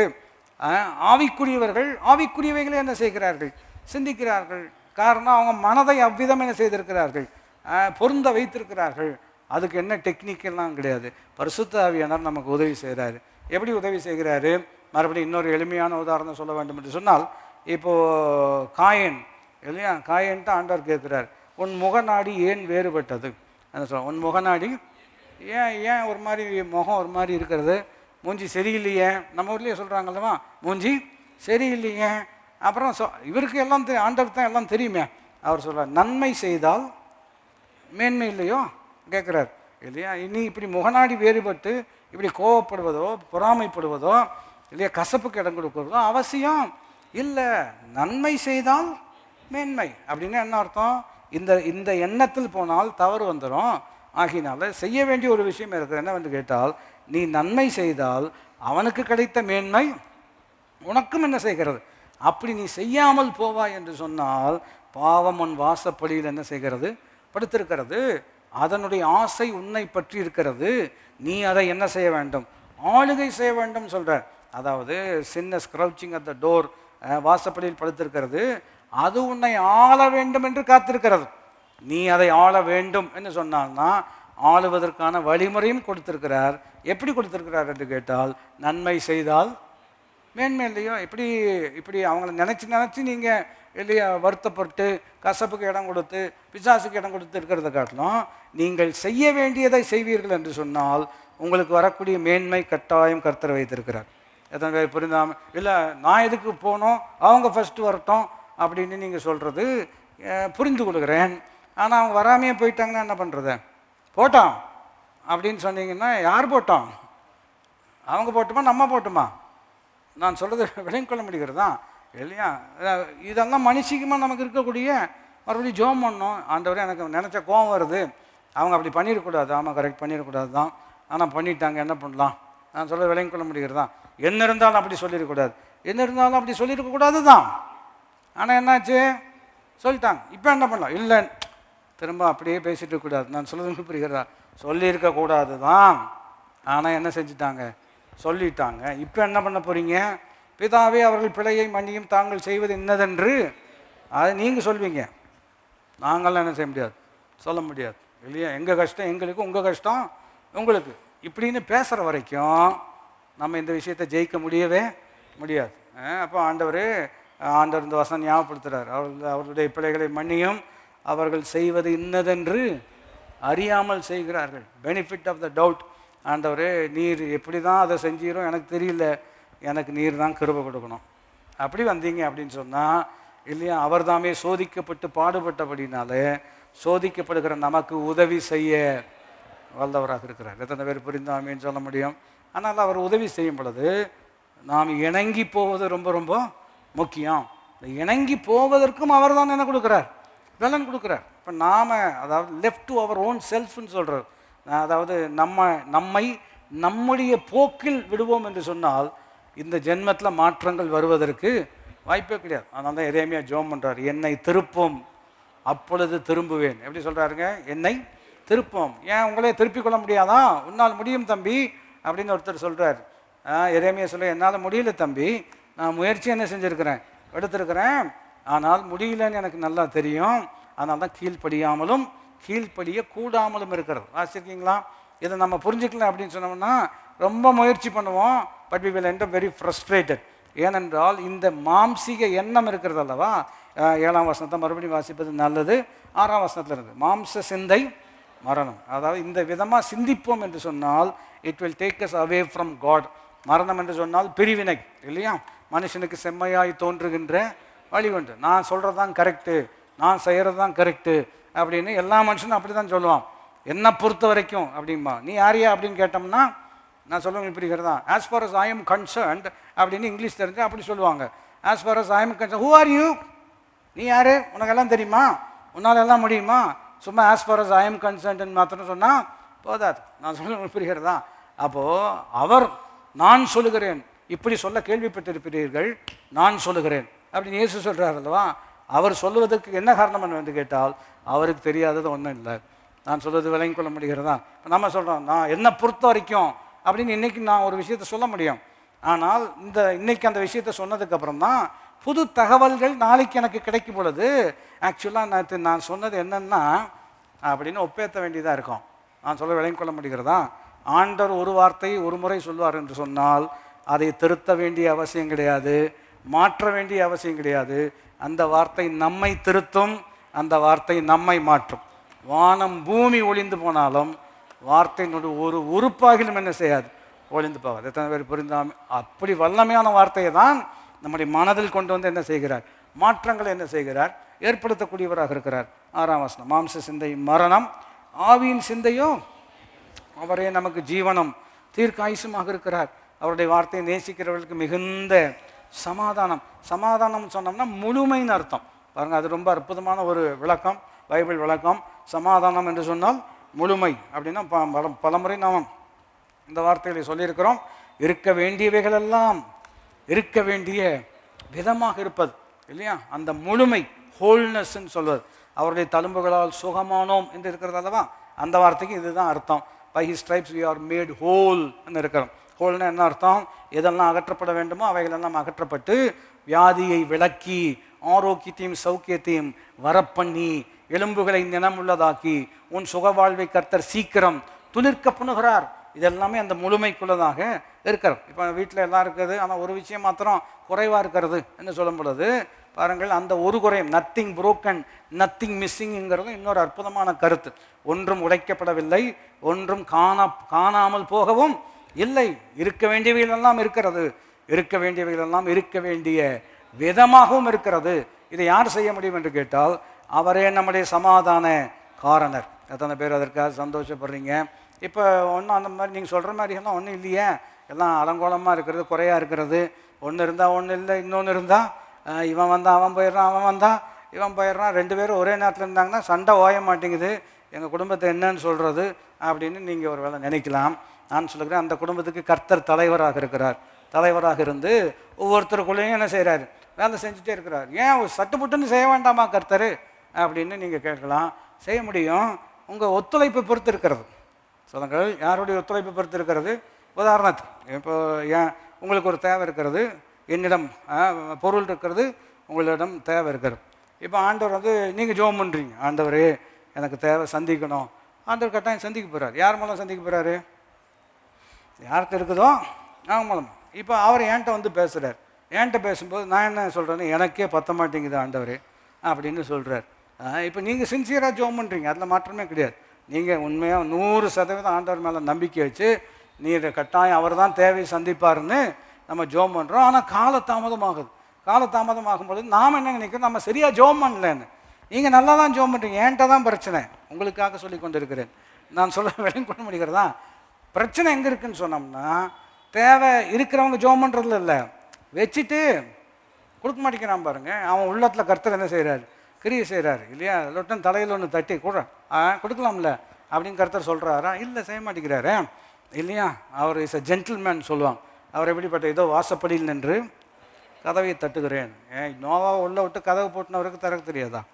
கட்டாயம் திறக்க முடியும் இல்லையா. ஒருவரும் பூட்டக்கூடாதபடிக்கு திறக்கிறவர், ஒருவரும் திறக்கக்கூடாதபடிக்கு ஏன் பின்ன இப்படி வெளியில் வந்து நிற்கணும் அப்படின்னு சொன்னீங்கன்னா, மறுபடியும் அவருடைய சாயலாக நம்மை படைத்திருக்கிறபடினால், அவருக்கு சுய சித்தம் இருக்கிறபடினால் உங்களுக்கும் என்ன கொடுத்திருக்கிறார், அந்த சுய சித்தத்தை பயன்படுத்தி நீங்கள் பைபிள் ஸ்டடி வந்தவர்கள் வாழ்க.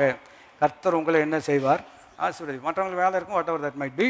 ஆனால் குறிப்பு என்னவென்று கேட்டால், நீங்கள் உங்களுக்கு இருக்கக்கூடிய சுய சித்தத்தை பயன்படுத்தி இன்றைக்கு மாலையில் நான் என்ன செய்ய போகிறேன், ஆலயத்துக்கு போகிறேன். கரெக்டாக போகிறேன்னு நினைக்கும் போது ஒருத்தர் ஃபோன் பண்ணுறார், உங்கள் வீட்டுக்கு வரலான் இருக்கேன், இப்பொழுது வர வேண்டாம், நான் தேவ வீட்டுக்கு என்ன செய்கிறேன், போகிறேன், 8:30 மணிக்கு உங்களை நான் சந்திப்பேன் அப்படின்னு சொல்லிட்டு அந்தவங்க இருக்கிறாங்க. நான் சொல்ல புரிகிறதா. குறிப்பு என்ன கவனிக்கிறோம், ஆண்டவர் வந்து நம்முடைய ஜெபம் குறைவுன்னு சொன்னார், அப்படி இல்லை, அவர் கிரியை செய்து கொண்டே இருக்கிறார். ஆங்கில பாடலினுடைய ஒரு வரி இருக்கிறோம், even when I don't see it he still working. அதாவது நான் என் கண்களால் காண முடியாவிட்டாலும் அவர் பின்னணியில் வேலை செய்து கொண்டு தான் இருக்கிறார். இஸ்ரவேலை காக்கிறவர் உறங்குவதும் இல்லை, இல்லையா, சொன்னதை செய்து முடிக்கிற வரைக்கும் இலக்கரிப்பதும் இல்லை, சோர்ந்து போவதும் இல்லை. இன்னும் சொல்கிறார் அல்லவா, இன்றைக்கு நம்ம வசனத்தை தியானித்து கொண்டிருக்கிற இந்த நேரத்தில் கர்த்தர் பின்னணியில் அற்புதமான கிரியை நடப்பித்து கொண்டிருக்கிறார், உள்ளங்களில் பேசி கொண்டிருக்கிறார். கோரேசனுடைய இருதயத்தை கர்த்தர் என்ன செய்கிறார், எழுப்புகிறார். அவனுக்கும் ஆண்டவருக்கும் பெரிய உறவுன்னு சொல்கிறதுக்கு இல்லை, ஆனால் அவனுடைய உள்ளத்தை கர்த்தர் ஏவறாரு. நான் சொல்கிறேன், எல்லா மனிதர்கள் மீதும் கர்த்தருக்கு அதிகாரம் இருக்கிறது. சொல்லுங்கள், எல்லா மனிதர்கள் மீதும். வெறும் கிறிஸ்தவங்க உள்ளத்துல தான் கர்த்தர் பேசுவாருன்னு இல்லை.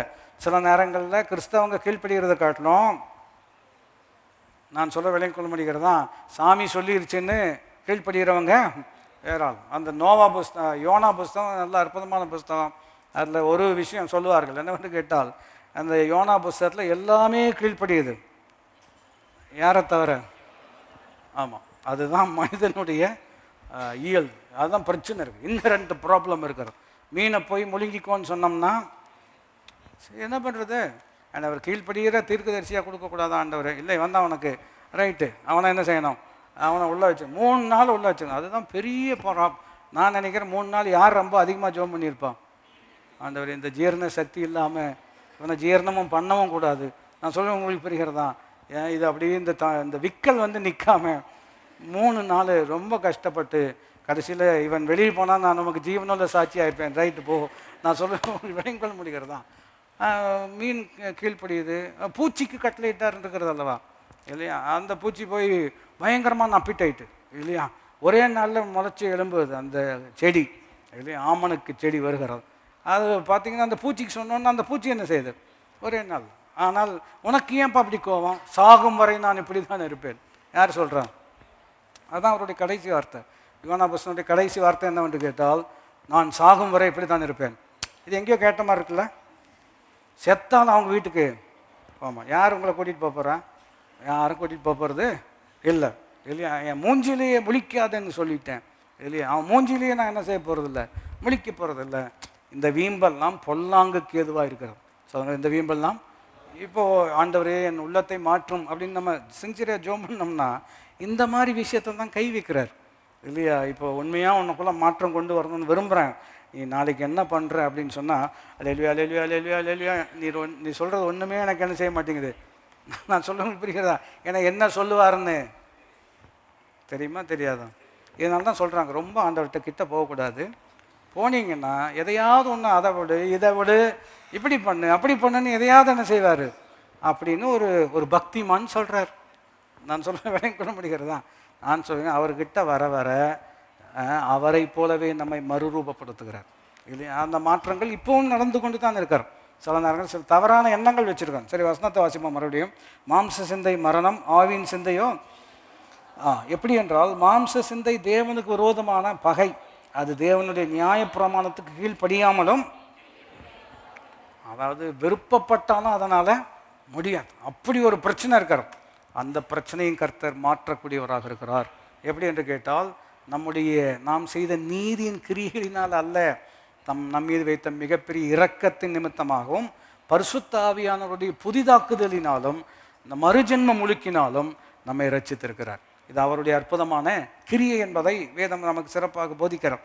ஆகினால தான் நான் உங்களுக்கு சொன்னேன், ஜெபம் பண்ணுறோம், வசனத்தின் மூலமாக தான் நமக்கு வெளிச்சத்தை கொடுக்குறார், இல்லையா. வசனத்தை வாசிக்கிறோம், வசனத்தில் சொல்லப்பட்டதற்கும் நம்முடைய வாழ்க்கைக்கு என்ன இல்லாமல் இருக்குது, சம்பந்தம் இல்லாமல் இருக்கிறது. அல்லது வசனம் ஒரு கோணத்தில் சிந்திக்கிறது, நாம் வேறொரு கோணத்தில் என்ன செய்கிறோம், சிந்திக்கிறோம், இல்லையா. தீமை செய்கிறவர்கள் தீமை செய்யுங்கள் என்று சொல்ல கேள்விப்பட்டிருக்கிறீர்கள், நான் உங்களுக்கு சொல்கிறேன், தீமை செய்கிறவர்களுக்கு நன்மை செய்யுங்கள் அப்படின்னு சொல்கிறார். இது வரைக்கும் நாங்கள் அப்படி கேட்டதே இல்லை. பழைய ஏற்பாட்டு கண்ணுக்கு கண் பல்லுக்கு பல்லு அப்படி தான் போயிட்டுருக்கிறோம், இல்லையா. ஆனால் ஆண்டவர் சொல்கிறார் அப்படி கிடையாது, அவர்களை மன்னிக்கணும், அவங்களுக்காக என்ன செய்ய வேணும், ஜோம் பண்ணணும் அப்படின்னு சொல்லும் பொழுது டோட்டலி எகெயின்ஸ்ட் முன்னே இருந்த சிந்தைக்கு இது முற்றிலும் எப்படி இருக்கிறது, வேறுபட்டு இருக்கிறது. அப்போ வேறு மாதிரி சிந்திக்க ஆரம்பிக்கணும் அப்படின்னு சொன்னோம்னா, சிந்தனையின் ஊற்றிலிருந்தே கர்த்தர் என்ன செய்கிறார், மாற்றங்களை அவர் கொண்டு வரக்கூடியவராக இருக்கிறார். அப்போ உண்மையான வேதத்தை வாசிக்கிறோம் என்று சொன்னால், உண்மையாக பிரசங்கம் கேட்கிறோம் என்று சொன்னால், நாம் கேட்குறோம், அது ரொம்ப அற்புதமான விஷயம். ஆனால் உண்மையாக கேட்டிருக்கிறோம் என்று சொன்னால் நமக்குள்ளதான அற்புதமான மாற்றங்களை கர்த்தர் என்ன செய்கிறார், கொண்டு வரக்கூடியவராக இருக்கிறார். அப்போ கிறிஸ்டியன் மெச்சூரிட்டின்னு சொல்கிறது, கிறிஸ்தவ முதிர்ச்சின்னு சொல்கிறது, அதை எதை வைத்து எடை போட வேண்டும் என்று கேட்டால் கிரைஸ்ட் லைக்னஸ்ன்னு சொல்கிறான். கிரைஸ்ட் லைக் சொன்னோம்னா அதாவது கிறிஸ்து இயேசுவின் பூரண வளர்ச்சிக்கு தக்கதாக பூரண புருஷராகும் வரைக்கும் அப்படின்னு இருக்கிறது அல்லவா வசனம். அவரை போலவே நம்மை என்ன செய்கிறார், மாற்றுகிறார். அப்போது அந்த வசனத்தினுடைய வெளிச்சத்தில் பார்ப்போம் என்று சொன்னால் நாம் எல்லாருமே பல விதங்களில் எப்படி இருக்கிறோம், குறைவுள்ளவர்களாகத்தான். உண்மையை ஒத்துக்கொண்டால் நாம் எல்லாருமே எப்படி தான் இருக்கிறோம். இன்னும் போக வேண்டிய தூரம் வெகு தூரம். இன்னும் கோபத்தை நம்மளால் ஜெயிக்க முடியல. சில நேரங்களில் கசப்பு இன்னும் என்ன செய்கிறது இருக்குது இல்லையா. இன்னும் அந்த எரிச்சலெல்லாம் என்ன செய்யலை, மாறலை. இதெல்லாம் மறுபடியும் அதனால் இத்தனை வருஷம் சர்ச்சைக்கு வந்தது பிரயோஜனம் இல்லைன்னு நினைக்க வேண்டாம். ஆண்டவர் உள்ளத்துக்குள்ள மாற்றங்களை என்ன செய்து கொண்டு இருக்கிறார், ஏற்படுத்தி கொண்டே இருக்கிறார். நம்முடைய ஒத்துழைப்பு ரொம்ப முக்கியம். நம்முடைய ஒத்துழைப்பு ரொம்ப முக்கியம். அடுத்த முறை ஆண்டவர் உன் பேரை சொல்லி கூப்பிட்டால் நீ என்ன பண்ண வேண்டும் என்று சாமுவேல்கிட்ட சொல்கிறாரு. அவர் சும்மா கூப்பிட்டுட்டே தான் இருப்பார். அவர் இரவும் பகலும் தூங்குகிறார். நான் சொல்கிறது விளங்கிக் கொள்ள முடிகிறதா? அப்படியே சொல்லி கொடுத்தாங்க. அடுத்த முறை அவர் உன்னை கூப்பிட்றாருங்கிறதே பெரிய விஷயம். ஏன்னா உலகத்தில் கோடான கோடி மக்கள் இருக்கிறாங்க, சின்சியர் பக்தி உள்ளவர்கள் இருக்கிறார்கள், தெய்வத்தை தரிசிக்க வேண்டும் என்று என்னெல்லாம் பண்ணணுமோ அதையெல்லாம் பண்ணுறாங்க. ஆனால் கிருபையினால் கர்த்தர் உங்கள் பேரை என்னை பேர் சொல்லி கூப்பிட்டுருக்கிறார் இல்லையா. எப்படி ரெஸ்பாண்ட் பண்ணணும், சொல்லும் அடியேன் என்ன செய்கிறேன், கேட்கிறேன். பல முறை கவனித்திருக்கிறோம், கேட்டு அதன்படியே செய்கிறேன். சங்கீதம் 119 கவனிச்சு பாருங்கள், ரொம்ப அற்புதமான ஒரு ஜெபம். மறுபடியும் பவுல் சொல்கிறார் இல்லையா, பிரகாசமான மனக்கண்களை தம்மை நீங்கள் அறிந்து கொள்வதற்கு ஞானத்தையும் வெளிப்பாட்டின் ஆவியும் இல்லையா, தெளிவின் ஆவி, இப்போ spirit of wisdom and revelation உங்களுக்கு அருளப்பட வேண்டும் என்று உங்களுக்காக என்ன செய்கிறேன், வேண்டிக் கொள்கிறேன். அப்புறம் கடைசியில் முடிக்கும்போது சொல்கிறார், பிரகாசமான மனக்கண்கள் உங்களுக்கு உண்டாகும்படி உங்களுக்காக என்ன செய்கிறேன், வேண்டிக் கொள்கிறேன். இப்போ சங்கீதத்தில் கவனிச்சு பார்த்தீங்கன்னா ரொம்ப சங்கீதக்காரர் ரொம்ப சின்சியராக ஒரு ஜெபம் பண்ணுறார். அற்புதமான ஒரு ஜெபம். எங்கள் கவனித்து வாசிக்க உங்களை உற்சாகப்படுத்துகிறேன். சங்கீதம் 119 சங்கீதத்தில் 25 வசனத்தில் சொல்கிறார். கவனிச்சு பாருங்கள், என் ஆத்துமா மண்ணோடு ஒட்டி கொண்டு இருக்கிறது, உமது வசனத்தின்படி என்னை நீர் என்ன செய்ய வேண்டும், உயிர்ப்பியும். சொல்கிறார், என் ஆத்துமா மண்ணோடு என்ன செய்கிறது, ஒட்டிகிட்டு இருக்கிறது. அப்படின்னா என்ன அர்த்தம், இன்னும் அதை பாருங்கள், பழைய எண்ணம், பழைய கசப்பு, பழைய வைராக்கியம் அதோடு ஒட்டிகிட்டு இருக்கிறது. நீர் தான் என்ன செய்யணும், உயிர்ப்பிக்கணும் அப்படின்னு ஜெபம் பண்ணுறார். நான் சொல்லுகிறேன், அந்த ஜெபத்திற்கு கர்த்தர் கட்டாயம் பதில் கொடுக்கக்கூடியவராக இருக்கிறார். அது இன்னொரு கோணத்தில் சொல்ல வேண்டும் என்று சொன்னால், ஆண்டவரே என் நிலைமை எனக்கு நல்லா புரியுது, நீர் மாத்திரம்தான் எனக்கு உதவி செய்ய முடியும், நீர் மாத்திரம்தான் எனக்கு மாற்றங்களை என்ன செய்ய முடியும், கொண்டு வர முடியும். இது என்னால் செய்யக்கூடிய விஷயம் அல்ல, நீர் என்னை கொண்டு செய்யக்கூடிய அற்புதமான கிரியை. பாருங்கள், சங்கீதம் 33 நீங்கள் கவனிப்பீர்கள் என்று சொன்னால் அங்கேயும் சங்கீதக்காரன் ரொம்ப அற்புதமாக ஒரு வார்த்தை சொல்லுகிறார். சங்கீதம் 33 சங்கீதத்தில் 15 வசனத்தை நாம் கவனிப்போம் என்று சொன்னால் ரொம்ப ஆசீர்வாதமான வார்த்தை. அவர்களுடைய இருதயங்களை எல்லாம் அவர் உருவாக்கி அவர்கள் செய்கைகளை எல்லாம் கவனித்திருக்கிறார். ஆங்கில வார்த்தை எப்படி இருக்கிறது என்று கேட்டால், ஹீ ஃபேஷன்ஸ் தேர் ஹார்ட்னு இருக்கிறார். அவருடைய இருதயங்களை கர்த்தர் என்ன செய்கிறாருங்க, உருவாக்குகிறார். அப்படின்னா ஈ ஃபார்ம்ஸ் அப்படின்னு இருக்கார். ஃபேஷனுங்கிற வார்த்தையும் ரொம்ப அற்புதமாக இருக்கிறோம் இல்லையா. அவர் ரொம்ப ஃபேஷனபுளாக இருப்பார், எப்போவுமே மேட்சுக்கு மேட்சாக தான் போட்டுட்டு வருவார் அப்படியெல்லாம் சொல்கிறாங்களவா. ஆமாம், இவர் ரொம்ப ஃபேஷனபுள், எப்போவுமே ஆண்டவரோட மேட்சுக்கு மேட்சாக தான். நான் சொல்கிறது கவனிச்சிங்களா இல்லையான்னு தெரியல. ஆண்டவரோடு எப்படி இருப்பாங்க, சிலர் கணவன் மனைவி, சிலர் 2 பேரும் ஒரே கலர் பார்த்துருக்கீங்களா, யூனிஃபார்ம் போட்டு ஸ்கூலில் இருந்து அதே பழக்கம். நான் சொல்ல விளங்கிக் கொள்ள முடிகிறதா, ஒரே கலரில் வருவாங்க. இப்போ அவங்க கூட ஆண்டவரும் சேர்ந்து வந்தாருன்னா அவர் மாத்திரம் வேறு கலர். நான் சொல்கிறது புரிகிறது என்று நம்புகிறேன் இல்லையா. இப்போ ஃபேஷன்ஸ் தேர் ஹார்ட், புரிந்து கொள்வதற்காக தான் இப்படி உதாரணங்கள் எல்லாம் சொல்வது. 2 பேரும் இல்லையா, ஷர்ட்டு புடவையெல்லாம் வெள்ளை வெள்ளையாக இருக்கிறது, ஆனால் உள்ளம் மாத்திரம். நான் சொல்கிறது புரிகிறதா, அப்படி தான் இருக்குது. ஆண்டவர் கூட வர்றார், கூட நடக்க ஆரம்பிக்கிறார். எம்மா ஒரு சீஷர்கள் கூட என்ன செய்கிறார், நடக்கிறார். நடந்து பேசி முடித்ததுக்கப்புறம் அவங்க கண்கள் என்ன செய்யப்படுகிறது, போன வாரம் கவனித்தோம், அவர்களுடைய கண்கள் திறக்கப்படுகிறது. இந்த வார்த்தையை நான் மறுபடியும் முக்கியப்படுத்தும்படியாக விரும்புகிறேன். 33:15 அவர்களுடைய இருதயங்களை எல்லாம் அவர் உருவாக்கி. அப்போ இன்றைக்கி நம்முடைய இருதயத்தை கர்த்தர் உருவாக்குகிறார். ஹீ ஃபார்ம்ஸ் அண்ட் ஹீ ஃபேஷன்ஸ்னு இருக்கிறது. ஆகினால ஆண்டவரே மறுபடியும் அந்த வார்த்தை தான் எளிமையாக இருக்கிறது.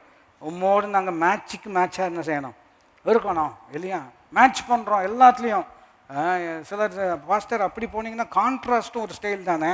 ஆமாம், சாத்தான் ஸ்டைல் தான் சொல்ல விளையும் கொள்ள முடிகிறதா? நீங்கள் ஆண்டவரோடு எப்படி இருக்கணும், இணக்கம் வரணும், அவர் சிந்திக்கிற மாதிரி.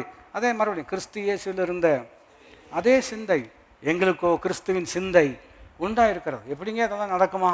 அவர் சொல்கிறாரு, உங்களுக்கும் எனக்கும் நீங்கள் சிந்திக்கிற விதம் நான் சிந்திக்கிற விதம் வித்தியாசம். பூமிக்கு வானம் அவ்வளோ வித்தியாசம் இருக்கிறோம்.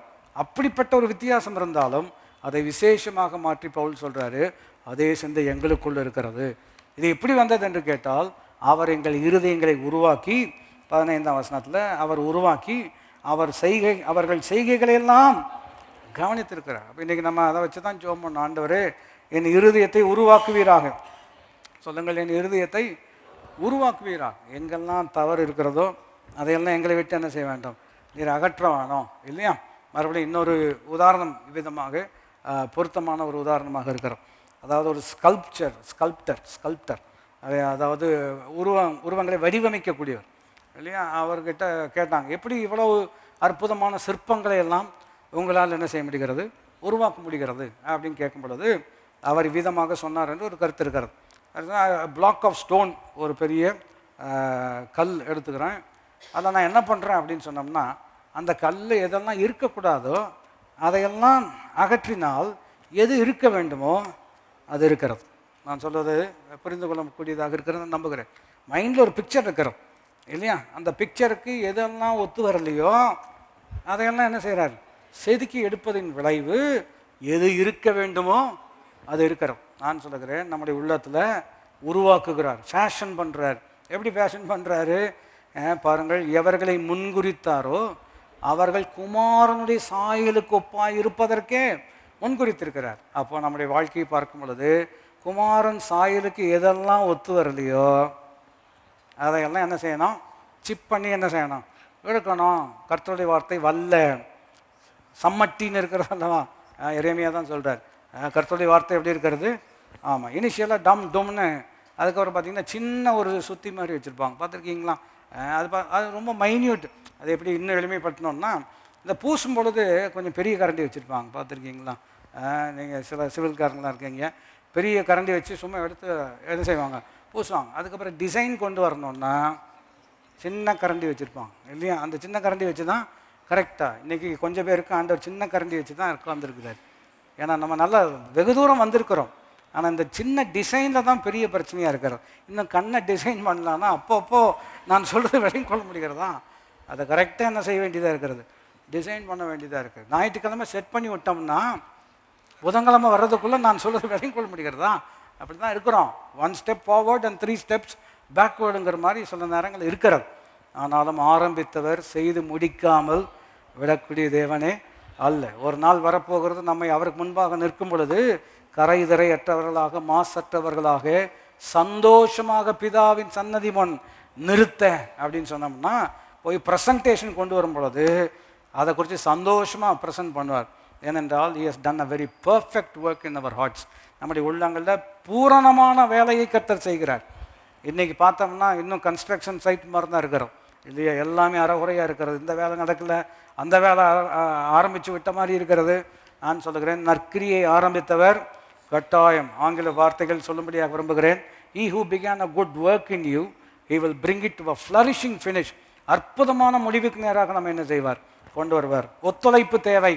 இணைந்து சொல்லுங்கள், என்ன தேவைங்க? சங்கீதம் 119. மறுபடியும் நீங்கள் கவனிப்பீர்கள் என்று சொன்னால், நம்முடைய உள்ளத்தில் தான் அந்த மாற்றங்களை எல்லாம் ஏற்படுத்துகிறார். வார்த்தையை கொண்டு தான் வடிவமைக்கிறார். சொல்லுங்கள், வார்த்தையை கொண்டு தான் வடிவமைக்கிறார். 73ஆம் வசனத்தில் ரொம்ப அற்புதமாக இருக்கிறது. உம்முடைய கரங்கள் என்னை உண்டாக்கி என்னை உருவாக்கிற்று, உம்முடைய கற்பனைகளை கற்றுக்கொள்ள என்னை நீர் என்ன செய்ய வேண்டும். மறுபடியும் your hand has formed me, it has fashioned me என்று சொல்கிறார். இல்லை, ஒரு குறிப்பிட்ட விஷயம் இணைக்கப்படுகிறது, அதை நான் முக்கியப்படுத்தும்படியாக விரும்புகிறேன். முக்கியமான வார்த்தை தான், அதை ஹைலைட் பண்ண முடியாது. பாருங்கள், உங்களுடைய கரங்கள் என்னை உண்டாக்கி உருவாக்கி இருக்கிறது, அதை புரிந்து கொள்ள என்னை உணர்வுள்ளவனாக்க வேண்டும். சொல்லுங்கள், உங்களுடைய கரம் என்னை உண்டாக்கி உருவாக்கியிருக்கு. நீங்கள் தான் ஃபேஷன் பண்ணுறீங்க, நீங்கள் தான் உருவாக்குறீங்க.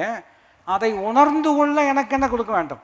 கிருபை கொடுக்க வேண்டும். எத்தனை பேர் நான் சொல்லவில்லை? அதை உணர்ந்து கொள்ள இதை எந்த கான்டெக்ஸ்டில் நாம் பார்த்தால் எளிமையாக இருக்கும் என்று கேட்டால், யாரை நேசிக்கிறாரோ அவர்களை சிச்சிக்கிறார்.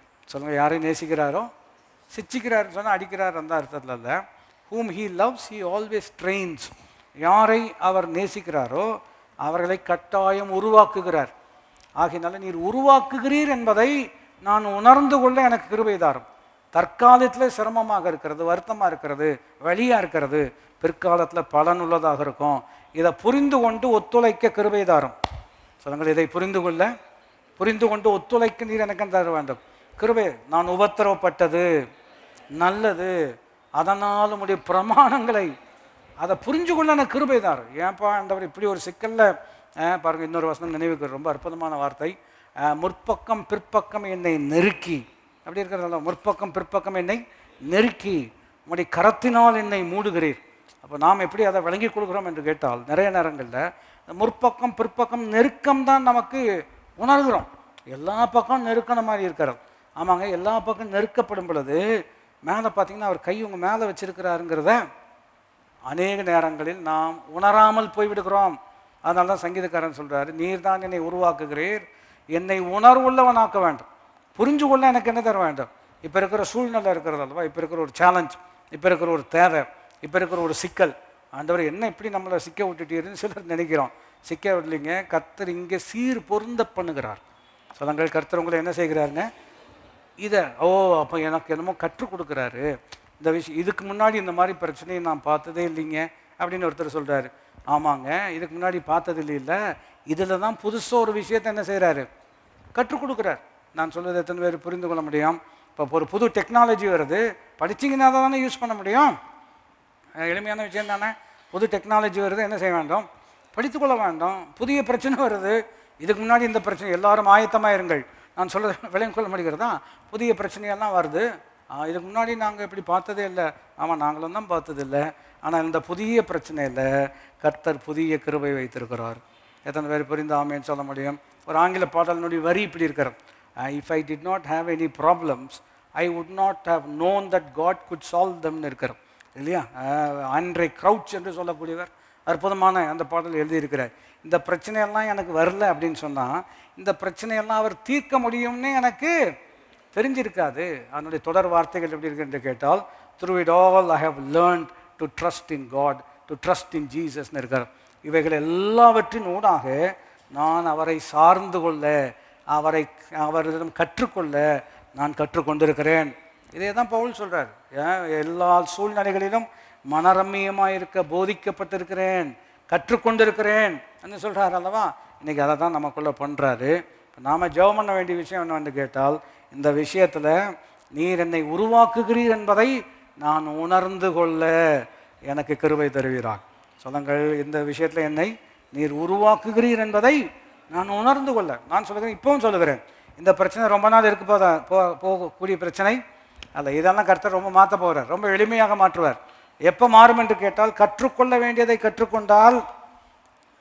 உதாரணம் சொல்லி முடிக்க முடியாது விரும்புகிறேன். நம்மெல்லாம் ஸ்கூலில் படிச்சுட்டு இருக்கிறோம். நீங்கள் 8வது உதாரணத்துக்கு எடுத்துக்கொள்வோம் என்று சொன்னால், 8வது பாடத்தை படிச்சிருக்கிறோம், படித்து எக்ஸாம் எழுதி பாஸ் பண்ணிட்டோம். பாஸ் பண்ணிவிட்டு நீங்களே விருப்பப்பட்டு அதே கிளாஸில் இருக்கிறேன்னு நீங்கள் சொன்னாலும் அவங்கள என்ன பண்ணுவாங்க? கட்டாயம் அடுத்த கிளாஸில் தான். எத்தனை பேருக்கு நான் சொல்கிறது புரிகிறது? இன்றைக்கி படிக்க வேண்டியதை படிச்சிட்டிங்கன்னா இங்கே இருக்க போகிற ஆளே இல்லை. நீங்கள் இருக்க வேண்டிய இடத்துக்கு கர்த்தர் உங்களை என்ன செய்கிறார்? கொண்டு போகக்கூடிய தேவனாக உணர்வுள்ளவனாக்குவீராக. மறுபடியும் அந்த வசனத்தை வாசிக்கும்படியாக இருக்கிறோம். இல்லையா? சங்கீதம் 119:73 எப்படி இருக்கிறது? உம்முடைய கரங்கள் என்னை உண்டாக்கி என்னை உருவாக்கிற்று, உம்முடைய கற்பனைகளை கற்றுக்கொள்ள என்னை நீர் என்ன செய்ய வேண்டும்? ஒரு வசனம் வாசித்து ஜெபிக்கலாம் என்று இருக்கிறோம். சங்கீதம் 119 இந்த பாருங்கள், உணர்வுள்ளவனாக்கும்னு சொன்னார் இல்லையா? இது ஒரு ப்ரேயர். இங்கே வாசிக்கக்கூடிய வசனம் இட்ஸ் அன் ஆன்சர்டு ப்ரேயர் மாதிரி இருக்கும். இந்த ஜெபம் கேட்கப்பட்டு ஒரு அற்புத நிலைமைக்கு ஒருவர் வந்திருக்கிறார். சங்கீதம் 139 நாம் கவனிப்போம் என்று சொன்னால் 14ஆம் வசனத்தில் இருக்கிறது, நான் பிரமிக்கத்தக்க அதிசயமாய் உண்டாக்கப்பட்டபடினால் உம்மை துதிப்பேன், உமது கிரியைகள் அதிசயமானவைகள், அது என் ஆத்மாவுக்கு நன்றாய் தெரியும். எப்படி சொல்கிறாரு? என் ஆத்மாவுக்கு நன்றாய் தெரியும். அதனுடைய அழுத்தம் நீங்கள் விளங்கி இருக்கிறீர்கள் என்று நம்புகிறேன். என்னை உருவாக்கணும், உணர்வுள்ளவனாக்கணும்னு சொல்கிறார். உணர்வு அடைந்ததின் விளைவு அவர் சொல்கிறார், என் ஆத்மாவுக்கு இது நன்றாக தெரியும் என்று சொல்கிறார். அந்த கர்த்தர் நல்லவர், நான் விசுவாசித்திருக்கிறவர் இன்னார் என்று எனக்கு தெரியும், அறிந்திருக்கிறேன். அவர் கையில் ஒப்பு கொடுத்ததை அந்நாள் மட்டும் காத்துக்கொள்வார் என்று நிச்சயத்தும் இருக்கிறேன்.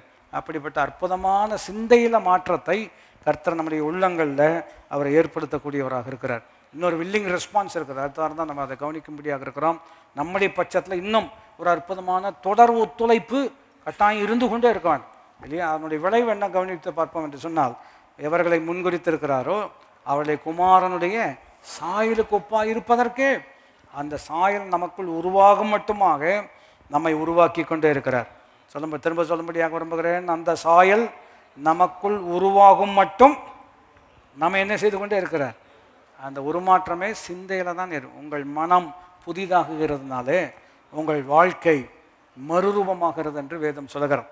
எவரின் ஆத்மாவை தேற்றி தமது நாமத்தின் நிமித்தம் என்னை நீதியின் பாதையிலே நடத்துகிறார். எளிமை நின்றவர்களாக ஆண்டவருக்கு முன்பாக நம்மை நாம் தாழ்த்தினவர்களாக, ஆண்டவரே நீர் எங்களுடைய உள்ளத்தில் அற்புதமான மாற்றங்களை நீர் செய்து கொண்டிருக்கிறீர். இப்பொழுது நாங்கள் இருக்கக்கூடிய சூழ்நிலையில் சங்கீதக்காரன் சொன்னது போல, ஆண்டவரே நீர் எங்களை உண்டாக்கி நீர் எங்களை உருவாக்குகிறீர், எங்களை உணர்வுள்ளவர்களாக மாற்றுவீராக. எல்லாரும் இணைந்து அந்த வார்த்தையை சொல்லி அதையே ஜெபமாக நாம் எடுக்கும்படியாக இருக்கிறோம். நீர் எங்களை உண்டாக்குகிறீர், நீர் எங்களை உருவாக்குகிறீர், எங்களை உணர்வுள்ளவர்களாக நீர் மாற்றுவான். புரிந்து கொள்ள எங்களுக்கு உதவி தாரோம். கஷ்டத்தை மாத்திரம், கஷ்டம் எங்களுக்கு நல்லா புரியுது, வழி புரியுது. அதுபோல் அதை பார்க்கலும் ஆழமாக மேலான நிலையில் இவைகளின் மூலமாக நீர் எங்களை உருவாக்குகிறீர் என்பதை நாங்கள் உணர்ந்து கொண்டு உருமாற்றம் அடைய ஆண்டவர் நீர் எங்களுக்கு கிருபை செய்வதற்காக நாங்கள் நமக்கு நன்றி செலுத்துகிறோம். டீனேஜ் கரங்களை பரத்துக்கு நேராக உயர்த்தி ஆண்டவரை நோக்கி பார்க்கக்கூடிய வெண்மேகமே வெண்மேகமே வெளிச்சம் தாரும் இந்நேரமே, வெண்மேகமே வெண்மேகமே வெளிச்சம் தாரும் இந்நேரமே, அபிஷேகம் ஊற்றி அருரூபமாக்கி ஆற்றலை தந்திடுவார். அபிஷேகம் ஊற்றி அருரூபமாக்கி ஆற்றலை தந்திடுவார். ஆராதனை உமக்கு, ஆராதனை